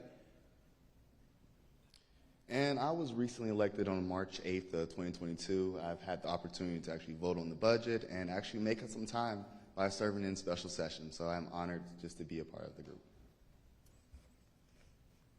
So these are a number of bills I introduced. As you see, the men I'm in the blue suit, but the other men in blue are your Riviera Beach police officers who came to my office with the K-9. I can't remember the K-9's name, but I want to thank Riviera Beach for standing with me as we took this picture with regard to this bill that passed, which was Care for Retired Law Enforcement Dogs. We filed several other bills. We filed and we passed 1502 Estates and Trusts, but a number of bills dealing with mental health, nonviolent criminal offenses, some economic development type bills as well, and we're looking forward to going to the 2023 session pretty soon. Appropriations. These are a combination of appropriations between myself and Representative Edmonds for District 88. Of course, Representative Edmonds was not there for a majority of the session, so luckily we had some partners and colleagues in the House that carried some of these bills for us to make sure that we got to the final portion. I do want to acknowledge at this time, none of this happens without Sean Pittman, who's our lobbyist. Sean was here earlier. Actually, he flew in specifically for this. He had to get back home. He couldn't miss his flight, but he flew in for this so he could be here. He is directly responsible for making sure that a lot of these appropriations not only get into the budget, but stay in the budget, because when we come back home, he's negotiating with the office of the governor. The only thing that he can do at this point is the governor can veto those things. So it's good to have Sean Pittman still in Tallahassee fighting for us to make sure that these things happen.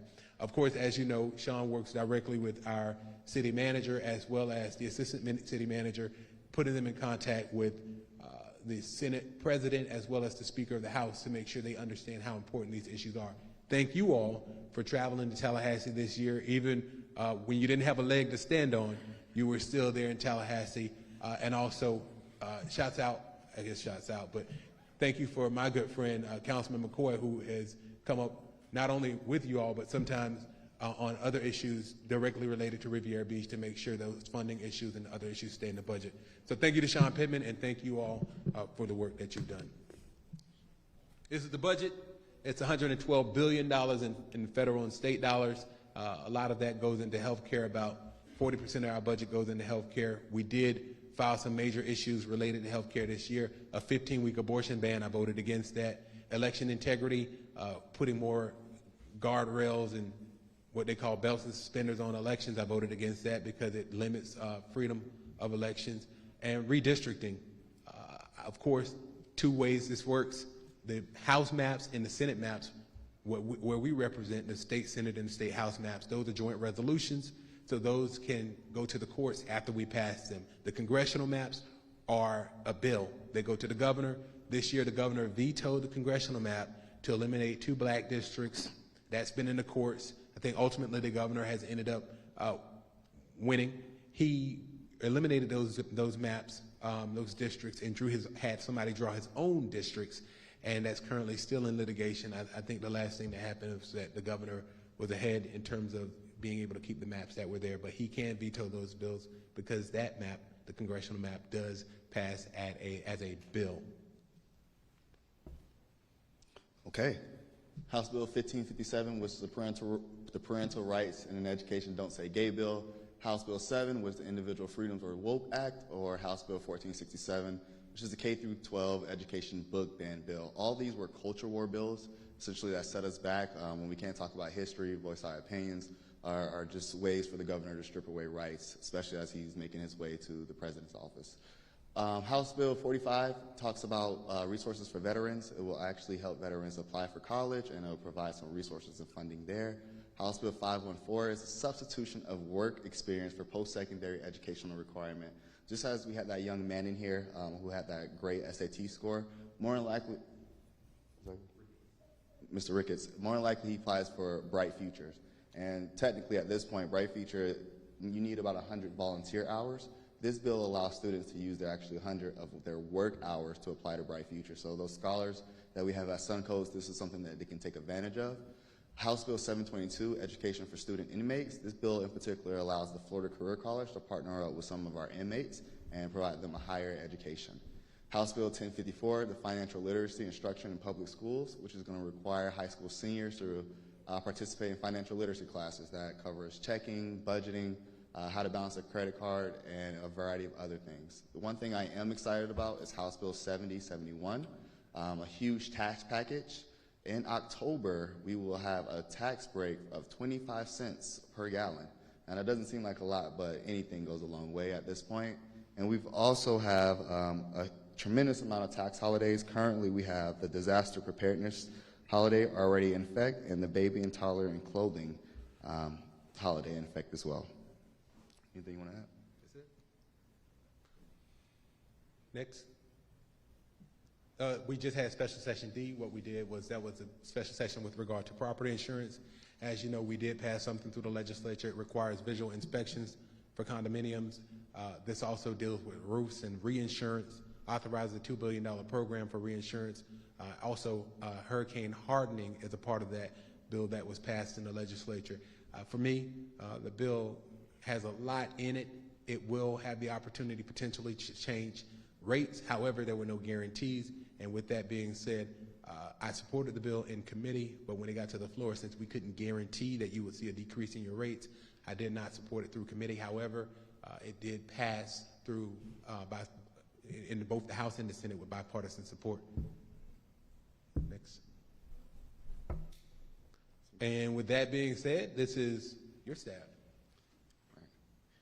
And just really quick on that, Senate Bill 2D, there is going to be a program called the My Safe Florida Home Program of about $111 million. It allows homeowners to apply for about $10,000 in grants to repair their homes and get ready for hurricane season. So the most important people here today, I want to recognize our staff, my legislative assistant, Ms. Laura Mentija. Y'all can, oh, we got an audience, okay. And my district assistant, Ms. Angel Buchanan. All right, and we're located off of 5725 Corporate Way, Suite 206. Our contact number is 561-242-5530, and my email is javante.edmonds@myfloridahouse.gov. And my staff who are here with me today are Amion Hamlet, who is my summer intern, as well as Attorney Kirsty Miles, Amion and Attorney Kirsty Miles, and this is my other staff, Diane Andre, attorney, as well as Ms. Michelle DeMarco. We can be reached at 561-650-6880. Our email addresses are up there, and we will entertain questions. But if you could, Rep. Edmonds, please go right back to that budget page. Back. Appropriations? Appropriations, yes, that's what we call budgets too. All right, leave it right there. These are a number of the projects that are in the budget right now. Prior to the governor's veto pen, like I said, Sean Pittman is in Tallahassee. Well, he's not there now, but he's flying to Tallahassee to make sure that these items stay in the budget.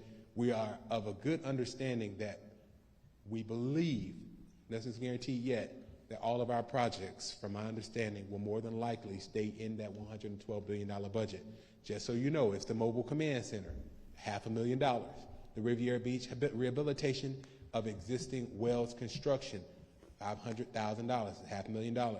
Riviera Beach Utility Special District, $500,000 for the lift station rehabilitation, and another $500,000 to the Riviera Beach Utility Special District Water Treatment Plant. What's not up there, it's also, we did secure some grant funding through one of the historical grants that we have. Money will go to both Tate's Recreation Center as well as the Inner City Youth Golfers Association program. So those grant funds are both I believe, over $100,000 or $200,000 each. I'll get those numbers for you as well. So when we go to Tallahassee, there's only one thing that we have to do. Well, this year we had to pass maps for redistricting. But the other thing we have to do is pass a budget. That is it. Other than that, we're done. We'll entertain questions. Well, he will. I don't take questions. Are there any questions for these gentlemen? Thank you. Are you finished? Well, just want to say, Mayor, council members, thank you all so much for your time. I don't think I said that in the beginning, but we truly appreciate you all allowing us some time to share what's going on in Tallahassee. Thank you. Thank you. And congratulations to our officer who is here to be awarded tonight. One of the things we need to make sure we recognize is our people in service. I say a life of service is a life that counts, and these gentlemen put it on the line every day. Thank you for what you do. We are glad. Congratulations, and proud of you. Thank y'all. Thank you. Madam Chair, members of the board, we do have a public comment card on this presentation. Mary Yes. Graham.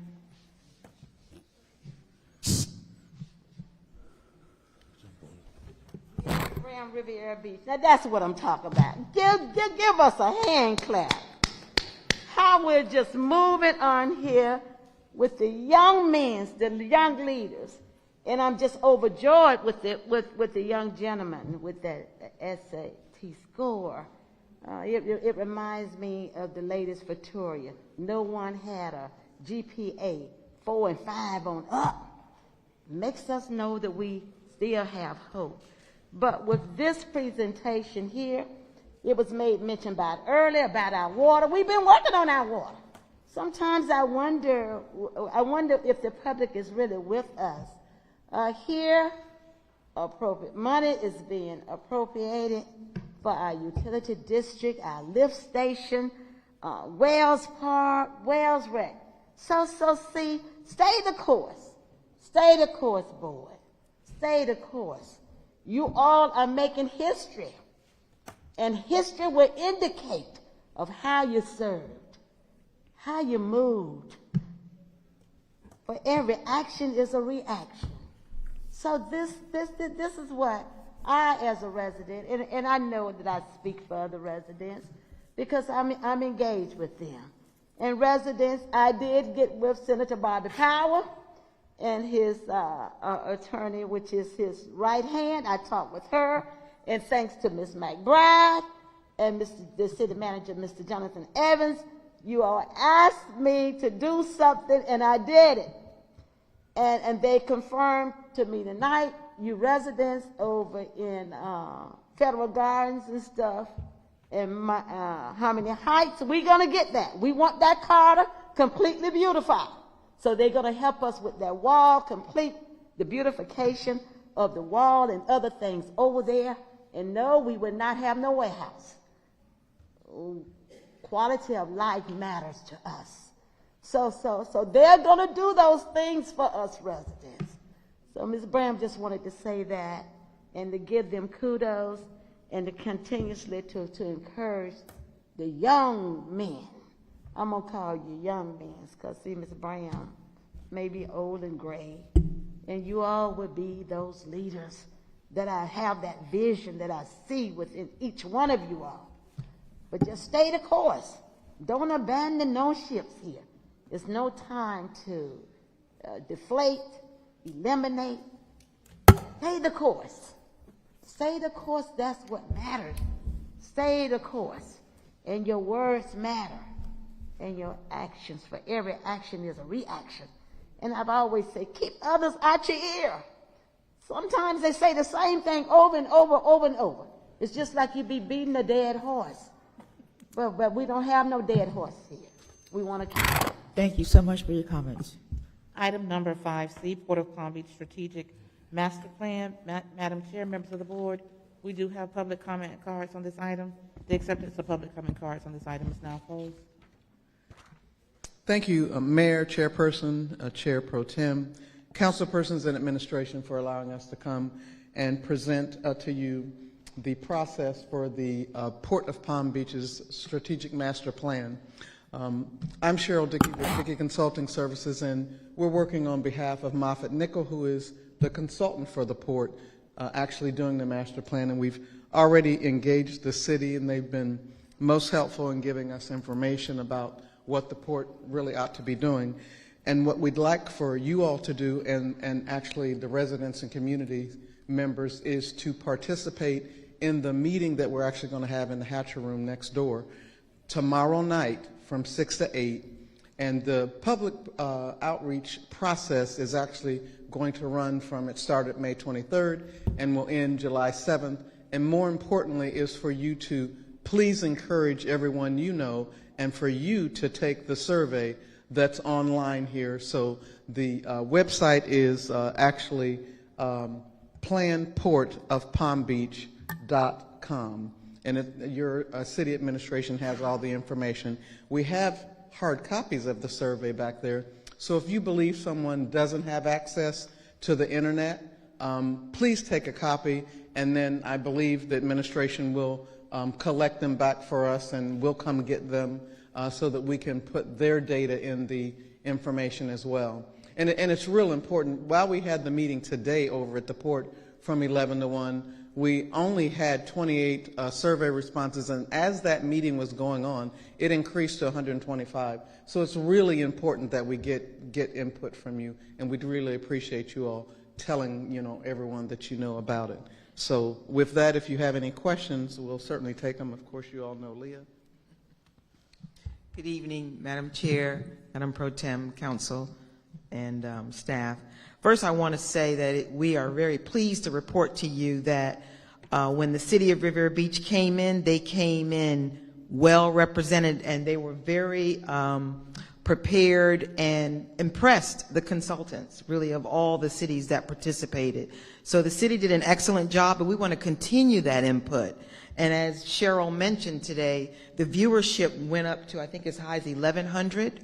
The meeting that was held today, the input meeting, primarily consisted of tenants of the port. And we want to make sure there's a good cross-section of those that are going to be impacted by this growth plan, this vision over the next 20 years that the port is engaged in. And so we want to make sure that the residents, the businesses, all those, the CRA, businesses, all of those stakeholders are participating in this plan. There are many ways to participate, as she mentioned. You can subscribe to the website, planportofpalmbeach.com. You can take the survey. There's some interactive tools there. There's the drop pin feature where you can drag and drop a pin that represents like challenges on a map, and then a box will pop up, and you could even put in additional commentary. So there are all kinds of ways to participate. You can send email comments in to the planning team staff. So we really want Riviera Beach, because Riviera Beach is really going to be the most impacted.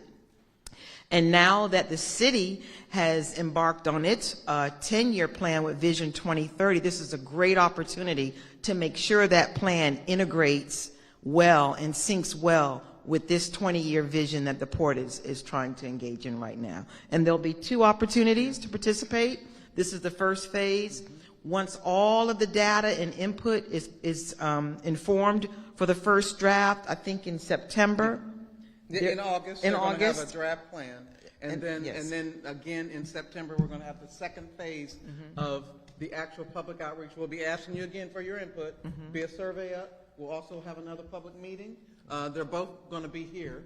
We're going to secure this facility. So again, and what you'll be seeing in August is at least a draft plan, and then you'll have more to comment on. And that's really when we really want you to give comment during that period as well. But it's helpful during this period. So please come out tomorrow. Yes, please. And I challenge all of you to bring constituents from each of your districts to participate tomorrow evening. Thank you.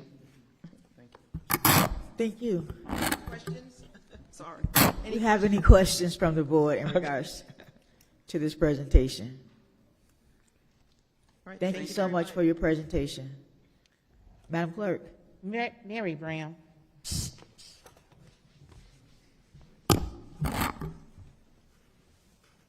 Mary Brown, Riviera Beach residents, this is important. It will all boil down to condemnation of the lands.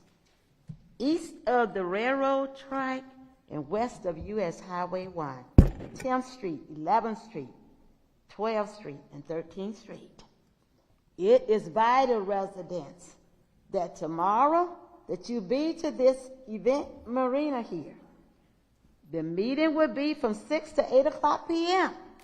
Because you know when they closed down 8th Street there, and you all said that nobody told you about it when they closed out that. So now the port wants to expand. And the expansion is some of Viking land and others and other things. This is critical here. This is very critical, you as residents, to live all over the city, and especially in this area here. It is important that you be participators and not spectators, because this is urgent.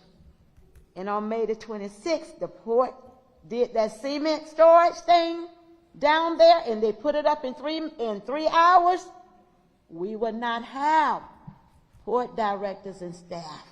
We would not have no storage of no more cement, not on the west side, not where my children, not where those homes are, because quality of life matters to us as well.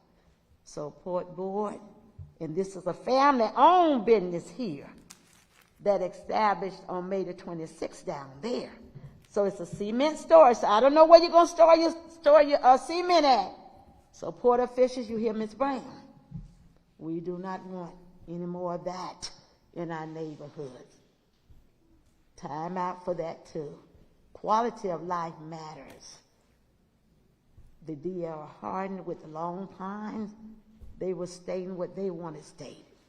Ms. Bram and the others, we will state what we need to state, and not to have that disruption in our lives, because our lives matter.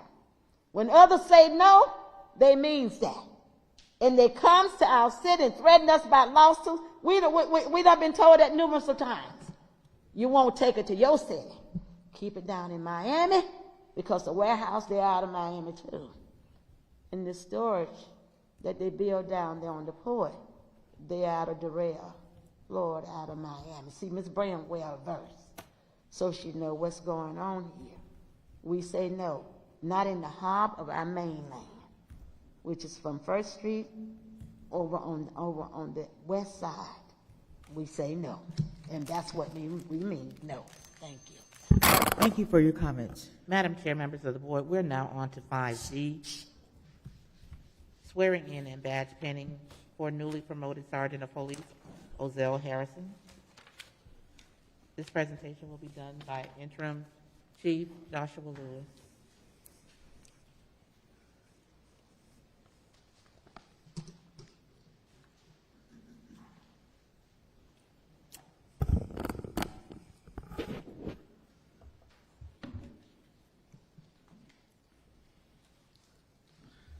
Good evening, everybody.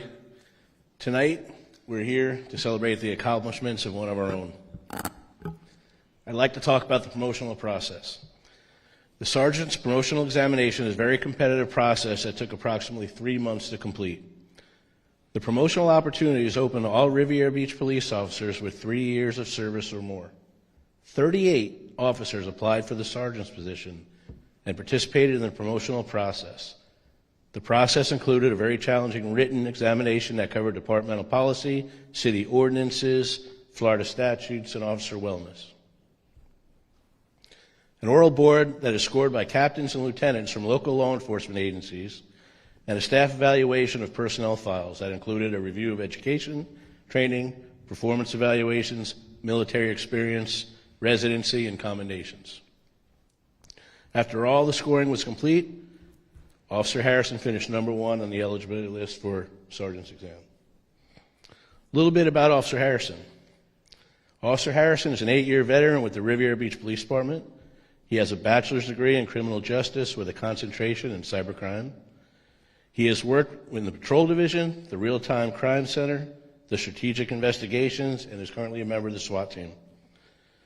Officer Harrison is also a member of the U.S. Secret Service Electronic Crime Task Force headquartered in Miami and has received specialized training from the Secret Service. Officer Harrison's participation in this task force has led to the department receiving over $50,000 in specialized cybercrime fighting equipment in the past few years. He is innovative and has proven to be a great leader. He is a valued member of the Riviera Beach Police Department and has earned his promotion to the rank of sergeant.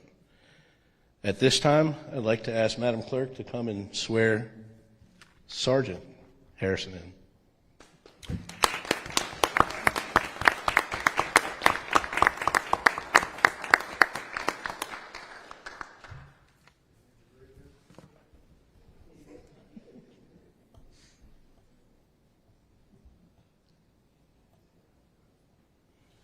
Raise your right hand and repeat after me. I repeat your name. I, Osel Harrison, Being a citizen of the United States of America being a citizen of the United States of America and of the state of Florida, and of the state of Florida, and being employed and being employed as a law enforcement officer as a law enforcement officer of the city of Riviera Beach, of the city of Riviera Beach, Palm Beach County, Florida, Palm Beach County, Florida, and a recipient of public funds as an employee, do hereby solemnly affirm under oath that I will support the Constitution that I will support the Constitution of the United States of the United States and of the state of Florida, and of the state of Florida, and conform to the statutes and conform to the statutes and general laws of the state of Florida, and to all of my power and to all of my power to uphold, support, and enforce the charter and ordinances of the city of Riviera Beach while performing the duty for the office of repeat your position, Sergeant of Police, which I'm about to enter, to the best of my ability, to the best of my abilities. So help me God. So help me God. Congratulations. Thank you.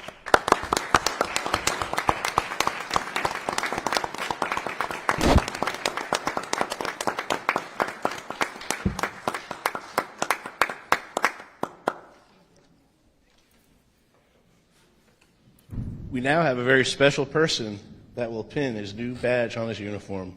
Ms. Kitara?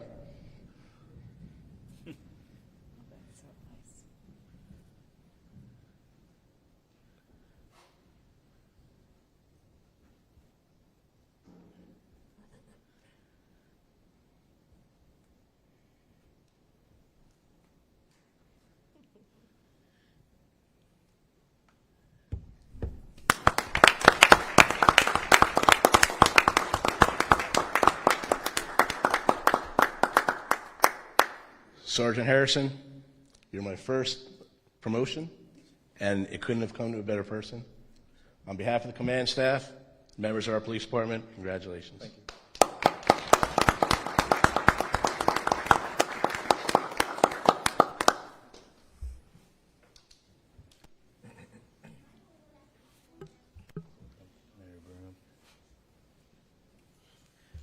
Thank you. Congratulations. Thank you.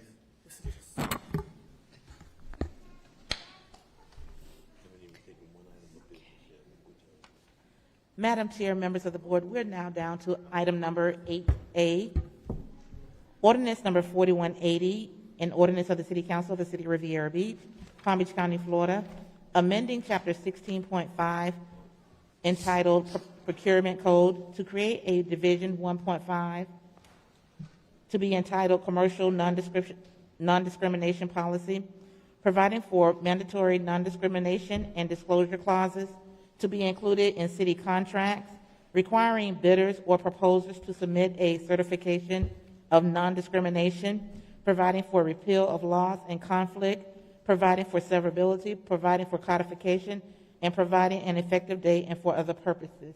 Madam Chair, members of the board, we do have public comment cards on this item.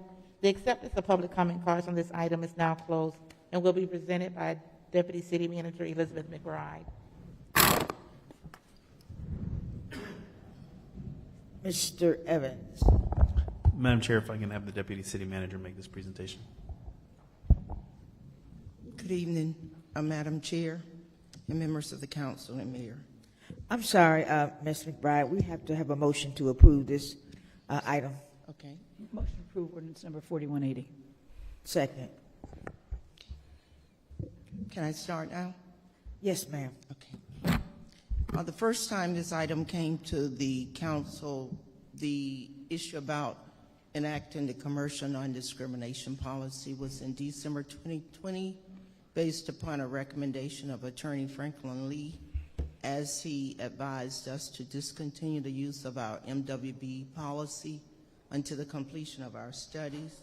A draft of the policy ordinance came before the council in February of 2021. And since then, we've completed the ordinance. Oh, thank you. And with the assistance of Attorney Lee, we have also crafted administrative procedures that need to be finalized with legal and procurement for the city manager's approval.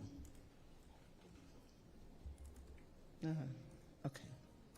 The objectives of this policy were to establish a clear policy for the city to not enter into contracts with businesses or commercial firms that discriminate in their solicitation, selection, or treatment of vendors, suppliers, subcontractors, or other commercial customers. Also, it was to establish a formal complaint and investigative process to address any alleged violations of the ordinance, and thirdly, to provide a fair process for hearing evidence, issuing findings and recommendations, and imposing sanctions for violations of the ordinance. Now, who does this ordinance apply to? All business entities, all city solicitations, all commercial contracts that provide goods and services on behalf of the city. How will the policy be implemented? By the Director of Procurement through periodic outreach activities, which might include distribution of education materials with our city's contracting and vending community and related trade associations. And also by the Director of Procurement and the City Attorney in implementing the administrative procedures, as mentioned, which are subject to the city's manager approval for the receipt, investigation, and the adjudication of any complaints. Probably the most significant part of the ordinance are the clauses that must be included into city contracts. A mandatory non-discrimination clause that all bidders must abide by. A bid solicitation requirement, which is a certification by a bidder that as to their activities and their agreement to abide by our ordinance. And a contract disclosure clause. Within all of those clauses, there are consequences if the parties do not abide by them. And they might range from termination of the person's contract, prohibitions to them bidding on other contracts, some of the consequences that are provided for in the ordinance, as well as in the administrative procedures. And tonight, this ordinance is here for first reading at the request of Councilman Lawson. At the next hearing, there will be a flow chart that will come forth outlining the administrative hearing process.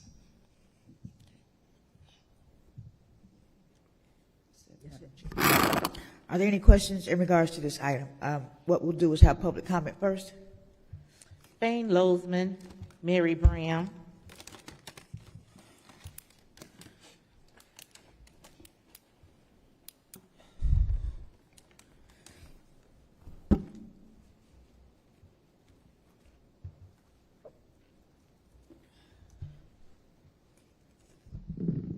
Thane Lozman. I need to preface one comment regarding my safety.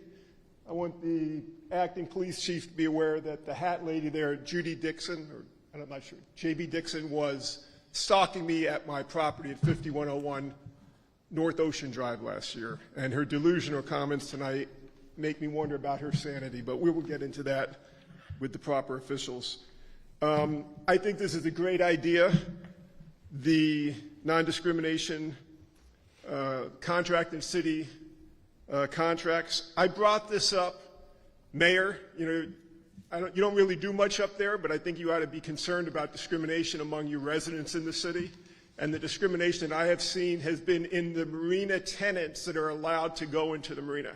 And I commented about that back in 2009. Basically what they did is the city at that time, the city leadership wanted to run out low-income tenants at the marina. So even though the marina is supposed to give preferential treatment to city residents, they wanted to run them out and their boats to be run out so that they could bring in a higher quality tenant. So there's discrimination that's going on in one of the biggest revenue sources for the city, the marina, by discriminating against poor boat owners versus wealthy boat owners. And I don't know how we address it. It's not white versus black. If you're white or black, it doesn't matter as long as you bring in the money, but they're discriminating as far as the typical Riviera Beach resident has a boat.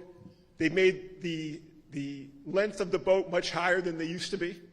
So you had a minimum boat length to get into a marina that's supposed to be the city marina that was funded by taxpayers' money in Riviera Beach and a $5 million grant from the county. So basically what they've done is they've essentially privatized the marina, and they're discriminating against low-income people. And I'm on the record. You can go back and check the minutes. I've talked about this repeatedly. I'll go into more detail in the next item, and that's why I've hung around tonight. But there is discrimination, economic discrimination going on in the city marina, and it's continuing to go on, and I will get into more detail about that. But relative to the specific contract, I think it needs to be, there is this reference not only black and white, it also needs to be referenced as far as economically, poor versus wealthy. Thank you. Thank you for your comments, sir. Mary Brown.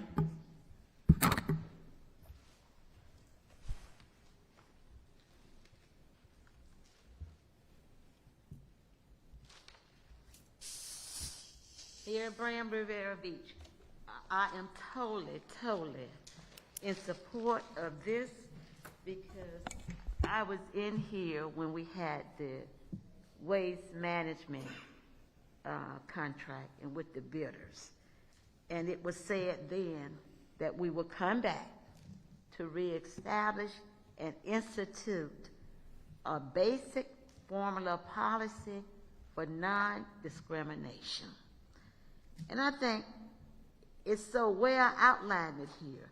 The basic purpose of a commercial non-discrimination policy is to cause all businesses that seek to do business with the city of Riviera Beach to give serious consideration to the manner in which they conduct business and, where appropriate, to change their corporate behavior to eliminate the effects of discrimination from their business decisions. That right there alone, if you did nothing else, you stipulated, you dove deep in there, and you put it there, so plain and clear now. So anyone that's coming into our city here, this is a profound policy here that we should adhere to. And anyone, any commercial business that wants to come into our city, they seek changes in order to make better their corporate decisions in making these decisions here. If you want to come into our city and do business, look at us. We as residents, we're here for business. We're not here for no play game. We're not here for no pooling. See, back then we called it pooling. You all may call it something else now. But we have to be about a city that's moving on the move, and we're here for business. It's not what you bring to us, but it's how you bring it to us that we seek upon to deliver on those goods. But some of your goods may not be deliverable, and they are not a fit. And sometimes that does happen, not just for Riviera Beach, but other governments, other cities, any municipalities. But this right here dove right into it and put those standards there that not just our city, because I'm sure they did research from other cities to find out how these things. Thank you so much for your comments, ma'am. Madam Chair, members of the board, that concludes public comment on this item. I'm sorry? That concludes public comments on this item. Thank you. Are there any questions from the board in regards to this item? Madam Chair. Yes, go ahead. Thank you, Mr. Bride, Mr. Evans, for bringing this ordinance to the table. This is in line with what we've discussed from the beginning in regards to our disparity study and addressing the disparities and inequalities in our community. This is the first step. So I guess my first question and concern is, have we hired a procurement director yet? Yes, sir. Okay. Mr. Evans, our new procurement director is Mr. Sutton, William Sutton. He'll be joining us June 21st. Okay. And with that hire, I know Mr. Evans made sure that he understood the importance of addressing the inequalities of spending in government agencies. We've seen it all across our county. So addressing these disparities and non-discrimination is going to be excellent for moving forward. But I want to make sure that this ordinance has some teeth in it. Understanding that once a complaint is made, anybody can make a complaint, but once the director and our city attorney, I believe, are the first to receive the complaints, what are going to be the steps? And that flow chart that you mentioned, I want to make sure before we vote on this next time, we can see exactly what's going to happen. After the complaint is made, who's going to be the governing body or the board that oversees these complaints? Who's going to make a decision as to the violations of the clauses? What are going to be our next steps that actually happen to make sure that these companies know that we're serious about this policy? We have to wait until all the data is collected to implement our disparity study, but with this ordinance, this gives us the ability to make sure that they understand that we have to address the inequalities in our community. So thank you, Ms. McBride. Thank you for bringing it to the table on this first reading and just making sure that we have all the information for the second one. Quick question, Mr. Evans, I know you have a migraine. I just have a question, more so maybe Ms. McBride can answer this. The current status of our disparity study. This is just kind of the first step, but where are we with our disparity study? They basically have completed the first phase, and we'll bring that to you in July too, with the new director coming in. Dr. Seaman has finished his portion. The fallout has been our BG2 group. Yes, ma'am. They've lost some of their staff, so it's a little catch up. Okay. And I know trying to reunite that component again back with the study. Perfect. And making sure that's one of the priorities of our new procurement director, letting him know, because we have $500 million of development coming down this pipeline. So this is step one. This is excellent. But making sure that we have a understanding that discrimination is not going to be accepted in our community, and that we have to make sure we give ample opportunities to everyone. So thank you again, Mr. McBride. You're welcome. Thank you, Mr. Evans, as well. Any other questions in regards to this item? Madam Clerk? Councilperson Lawson? Yes. Councilperson McCoy? Yes. Councilperson Botel? Yes. Councilperson Miller Anderson? Yes. Chair Lanier? Yes. Motion approved. Next Madam item. Chair, members of the board, we're now down to item 10A, resolution number 053-22, a resolution of the City Council of the City of Riviera Beach, Palm Beach County, Florida, authorizing the mayor and city clerk to execute a 3-year motorcycle lease agreement from Rossmeyer Daytona Motorcycles, Inc. for 3 motorcycles at $450 per cycle per month for a 3-year term, total of $48,600, commencing September 1st, 2022 through August 31st, 2025, authorizing the Director of Finance and Administrative Services to make quarterly payments to same from the established budget line and provide an effective date. Madam Chair, members of the board, we do have public comment on this item. The acceptance of public comment on this item is now closed. Mr. Evans? Good Madam evening. Chair, we need a motion. I'm sorry. Yes, the motion. Motion for resolution number 5322. In the microphone. Sorry. Motion to approve resolution number 5322. Second. Mr. Evans? Madam Chair, members of the board, if I can have the interim police chief, Joshua Lewis, make this presentation. Good evening. The River Beach Police Department established a motorcycle unit in 1998, leasing police motorcycles on an annual basis. The cost of each motorcycle is $450 a month. Rossmeyer Daytona is offering the city a 3-year lease for a total of $48,600. The police department has received 3 quotes comparisons and have found that Rossmeyer provided the best lease option. The police department currently pays a quarterly lease amount of $4,050 or $16,200 per fiscal year for 3 motorcycles using the rentals and lease agreement. There's no conflict with any existing city policy concerning this item.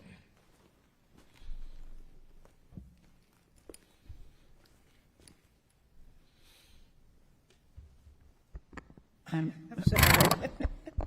Madam Are Chair. there any, let's take public comment on this item. Mary Brown.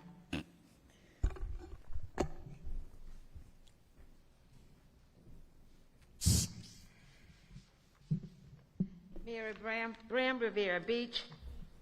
This 3-year versus from what we were paying on a quarterly basis. I do agree with this. I remember Randy, like interim chief Josh Lewis has said, and look, I'm going to say it because this is pertaining to the police department. We like him. Why do we like him? He knows about this city here. He's been in here. We've seen more officers on the street, and it is a contributed to the leadership that's there. You may say that this city is parlayed to black. We've tried blacks. Look what we got.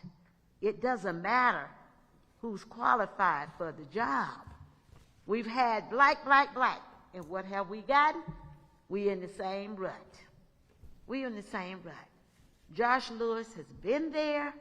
We are proud of him, and we are proud of the service that he is able to render. He's a writer. He's an oratorical. He writes. He legislates. This is what we as a city should be about. Our cops protecting them for their health and their safety, the best equipment that we can get and provide for them so they can maintain that level of service for us to serve and protect. And I'm going to say this for the record. I just do not back fire and police and other entities within the government. These things are a necessity for any city because you can never be lawless. But having someone at the helm to do these things here for our city to make us safe and protect us and just to be involved in the community. I've seen so much involvement now with the officers, not saying that those that was previously, they did it their way. So now it's time for us to have a new turn of table, provide for our officers. And officers, we are hiring here in the city of Riviera Beach. I think the starting salary is $58,000 and goes up to $62,000.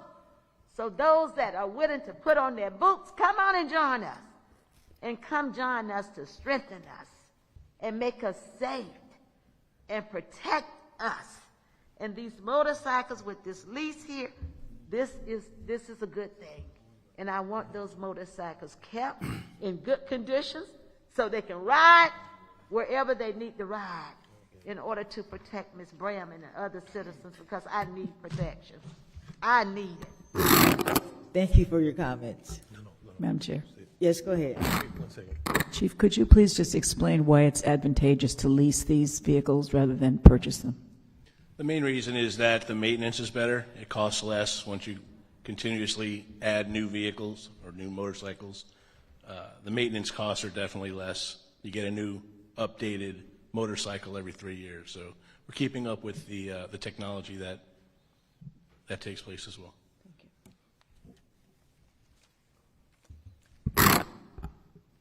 Any other questions? Madam Chair. Yes, go ahead, sir. This is a point of parliamentary inquiry. As the chairperson, I guess the role is to facilitate the meeting. I'm completely offended by what I just heard from Ms. Bram. She said something that was, number one, completely not even germane to the subject, but the statement that she said that we've tried black and look what we got, now we're right back, and reference to the chief's position. Now, excuse me, Mayor, if you don't mind. As the chairperson, specifically, these comments should be addressed directly to the item at hand, and we're discussing the leasing of 3 motorcycles. I don't know how, first of all, that's relevant, and secondly, I'm offended by the notion that some kind of way that white ice is colder than black ice. So that suggestion about that, and I don't back down either, but I'm black and I've been black my whole life. But what the heck does that have to do with the price of tea in China or even relevant to this item? So, Madam Chair, if you're going to be the chair, make sure that the speakers are on subject and speaking about the item and not these offensive rants that white people are treated and are more superior than blacks. And I'm offended by the notion, and I would respectfully ask that either the chair that's appearing remotely or you here pay attention to this, because that was not only offensive, but it was completely irrelevant to the resolution that's before us. Thank you for your comments. Madam Chair? Yes, go ahead, sir. Continuation on that comment. While Ms. Mary Bram has her right to speak on every item, I think that you had preferential treatment when it came to our speakers, because when Fane Lozman went off topic, you were quick to address his concern of not being germane to the item. But Ms. Bram, who will comment on every item, and we look forward to her comments, was not germane to this topic of our leased motorcycles of 48,600. So if we are going to chair these meetings, ma'am, please stay on topic. Please continue to address each resident accordingly, regardless of who comes before us. Thank you, Madam Chair. Thank you for your comments. Are there any other questions in regards to this item? Madam Chair. Yes, go ahead, sir. I just want to echo the sentiments of my colleagues. I am very shocked what was just said, and I agree with staying on topic, treating everybody equal, because it does seem to be some people get away with it and some people don't. So let's just stay on point. But that was very offensive tonight, what was said. Thank you. Thank you for your comments, sir. Are there any other questions in regards to this item? Madam Clerk? Councilperson McCoy? Yes. Councilperson Botel? Yes. Councilperson Lawson? Yes. Councilperson Miller Anderson? Yes. Chair Lanier? Yes. Motion approved. Thank you for your presentation, sir. Madam Chair, members of the board, we are now down to item number 10B, resolution number 056-22, a resolution of the City Council of the City of Riviera Beach, Palm Beach County, Florida, authorizing the mayor and city clerk to execute an agreement with Seven Kings Management, Inc. to provide third-party marina management services to the City of Riviera Beach for the operation of the marina, authorizing the Director of Finance and Administrative Services to make appropriate payment to Seven Kings Management, including an annual management fee equal to the greater of $54,000 or 5% of gross revenues from account number 420-721-015-31000, and for operating expenses as outlined in the agreement from the appropriate budgeted account and provide an effective date. Madam Chair, members of the board, We do have public comment on this item. The acceptance of public comment cards on this item is now closed. Motion to approve resolution number 056-22. Second. Mr. Evans? Madam Chair, members of the board, if I can have the Director of Administrative Services, Mr. Randy Sherman, make this presentation. Yes, good evening again, Randy Sherman. Good evening.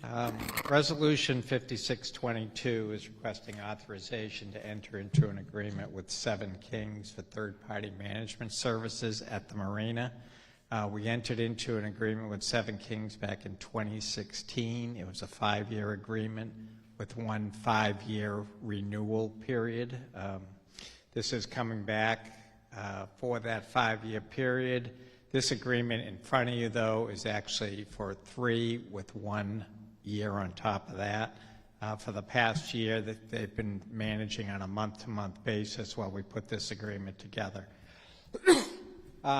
There were really only 3 changes between this agreement and the current agreement. Again, the prior agreement dealt with transition, going from a city department to third-party management. That language obviously is no longer relevant. It's been removed. The resolution speaks to operating costs. One cost that we do pay them directly is their IT services. It has been $1,950 a month. This increases that to $3,146.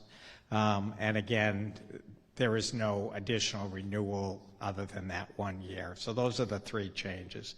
The 5% of gross revenues remains the same. Budgeting remains the same. Operations remain the same. So we're bringing this back for your approval, and I can take any questions that you have. Thank you, Mr. Sherman. We'll go to public comment now. Thank you, Bozeman.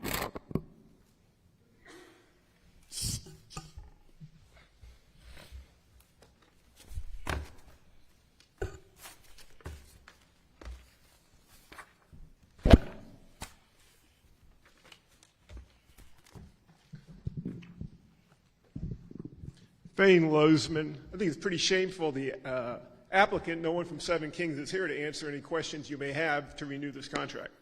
I would say don't renew Seven Kings' contract. I'm going to tell you why. I have a call into the Director of State Lands. That marina is on a dedication. That means the city does not own the bottom lands in front of the marina. It's on a dedication that can be revoked by the governor with 30 days notice. I had lunch with Governor Bush after my floating home was seized and destroyed. And he said if he was governor, he was going to revoke the dedication and make the city go on a lease based on how they had discriminated against the poor residents in the marina. They ran out all the poor boats and the poor residents, including a woman who had cancer. They turned the electric off in a self-help eviction. It was on Channel 25 to get them all out of there so they could redevelop the marina and make it into an elite marina. It is not for the residents. I see you looking at me, Lanier. Go down there and say, hey, I have somebody in my neighborhood has a 29-foot boat. Can they put it in there? They say, nope, 32 feet. They are making it that only the elite can use that marina and not middle class or poor residents in this city. They can't afford to get in there, and they don't have the right size boat to get in there, but yet the taxpayers have funded that redevelopment. The Palm Beach County taxpayers funded it with County Commissioner Newell's resolution, the bond that he proposed for $50 million that passed, of which Riviera Beach got $5 million that went towards that marina redevelopment.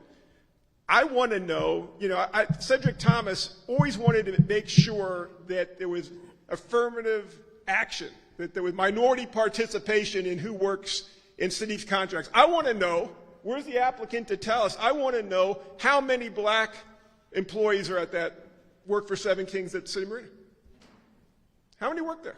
I want an answer. They have 20 people work there, or 10 black, or all 20 white. I want to know the minority breakup, because when we are controlling what goes on in a city facility, we can demand minority hiring. That's something that the other mayor was really concerned about, Mayor Felder. Do you know what the racial makeup is of their employees? Do you know J.C. Solomon? I see the police chief left. J.C. Solomon threw a cinder block through my passenger side window and threw a bunch of stuff over Taylor's wall and damaged it, and was the subject of a couple police reports. He's the guy who runs Seven Kings, runs Loggerhead. I'm not really impressed by him. I'm not impressed that he's here. I'm not impressed that he discriminates against poor residents in the Palm Beach County when they want to live there. And more importantly, and this is something Botel pushed through, which is nonsense, is that they are allowing commercial sales of boats for sale in slips at the marina, and that's prohibited under the state dedication. Thank you for your comment, sir. Bessie Brown. Madam Chair, members of the board, that concludes public comment. Thank you. Are there any questions in regards to this item? Madam Chair, Yes, go ahead. Mr. Sherman, roughly, what is that gross revenue, and I'm not going to hold you to it, but the gross revenue amount for the last fiscal year for the management, for the revenue generated by the marina? Last year, I want to say they generated about $2.8 million. Okay. Ouch. Okay. And they get 5%? They get 5%. They get about $15,000 a month. That's what we average. High seasons, low seasons, about $15,000 a month that they. Okay, that's all. Thank you. Any other questions in regards to this item? Madam Clerk? Councilperson Botel? Yes. Councilperson Lawson? Yes. Councilperson McCoy? Yes. Councilperson Miller Anderson? Yes. Chair Lanier? No. Motion approved with Chair Lanier dissenting. Thank you. Thank you. We don't have any other items on our agenda. We'll go to the discussion by the city manager. None, Madam Chair. Discussion, city attorney. No, thank you, Madam Chair. We'll start with Councilman Lawson. I have committee reports. I'm sorry? I have committee reports. Okay, go ahead. I attended the May Economic Development Committee meeting of the Palm Beach North Chamber. I also attended the Hunger Relief Advisory Council meeting, and today I attended the District 1 League of Cities lunch meeting, and I continue to meet weekly with our Internal Tourism Committee. Actually, we had our large group meeting yesterday, and the Singer Island Garden Committee. Thank you. Thank you. Statements by the mayor. No comments, Madam Chair. Statements by Councilman Lawson. Thank you, Madam Chair. Mr. Evans, I just got a text message on my way, actually a phone call on my way into the meeting. Let's see if I can find it. If you could check on Richard Clark, Day Day's Takeout. It's on 4447 West Road. They've been waiting about almost 2 months now for permitting for a restaurant. If you just follow up with them on that. And I believe that was the only call they called in reference to, and that was it. Residents, have a great weekend. Thank you so much. Thank you, Mr. Evans. Is that it, Mr. Lawson?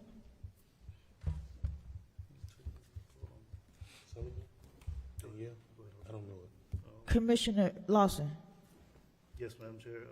Looking for an event. No, nothing this Saturday. Thank you, Madam Chair. That's it. Thank you, sir.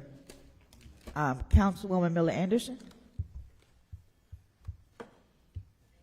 On tomorrow, Ms. Nguyen and I will continue with the contract negotiations for the city manager. That's it. Thank you. Thank you. Councilman McCoy. No. Councilwoman Botel. Thank you. When Brother Carl was here earlier, he asked me to read a document that he gave me about the African American Curriculum Infusion Project. And I'm just asking my colleagues if they would support a joint meeting to advance the educational opportunities for our students with the City Council and the school district. We had one such meeting not too long ago, and I'd like to be sure that we have the support of the rest of Council to discuss things such as the African American Curriculum Infusion Project. So I hope that that's okay with everyone. And with regard to World Oceans Day celebration, as you can see, the artwork for the exhibition is already hung and looks wonderful. On June 17th, I hope to see everyone at the Oceans of Notes concert. That concert is free, but you must register on the Terrace Oceanographic website. Along with Commissioner McCoy, I attended the 100th anniversary of the Union Missionary Baptist Church last week. Along with Mayor Felder and Mr. Evans, I attended the ribbon cutting of the new ARC building right here in Riviera Beach. I've been assisting with the planning for the Leadership Celebration for Leadership Palm Beach County, which will take place tomorrow night, so I will not be able to attend the port meeting. And I also attended my Teach My Heroes Award dinner. I met with our elementary principals to discuss hunger issues and to be sure that they're all involved in the weekend backpack feeding program. And it looks like they're all going to be participating in that program, which I think is wonderful. Last night, as a matter of fact, speaking of feeding, I had the opportunity to feed the homeless at the Lewis Center alongside Palm Beach County Mayor Weinroth and Commissioner McKinley and others. Thank you. Thank you. The city's YEP program has an art program for youth students 5 through 12. These programs are designed to foster creativity and give them outlets for self-expression. Another program, which is called Mad Science, through the Riviera Beach Youth Empowerment Program, again, ages 5 to 12 years old. That starts on June the 2nd and the 4th, which is tomorrow, and it'll be at the library. I wanted to address my colleagues in regards to comments made about how I manage the public comments. I try and give everyone an opportunity to speak. I try to do everything I can to make sure that people stay on topic. And that's all I have to say about that. This meeting is adjourned. Madam Chair, if I could make a comment on this. This meeting is adjourned. Madam Chair, did you hear me say I would like to make a comment before we adjourn the meeting? No, the meeting is adjourned. So do we not make a motion anymore? Because I thought specifically that was the reason we decided to make a motion to adjourn the meeting. Go ahead, make your comment. So I'm not sure if we're still recording, but thank you, Madam Chair. This Sunday, the Jonathan White Foundation will be hosting a Wear Orange Stop Gun Violence at the Tate's Gym. It's from 1 to 5 p.m. at Dan Calloway's this Sunday. So please, it's the second annual Unity, Peace, and Justice event.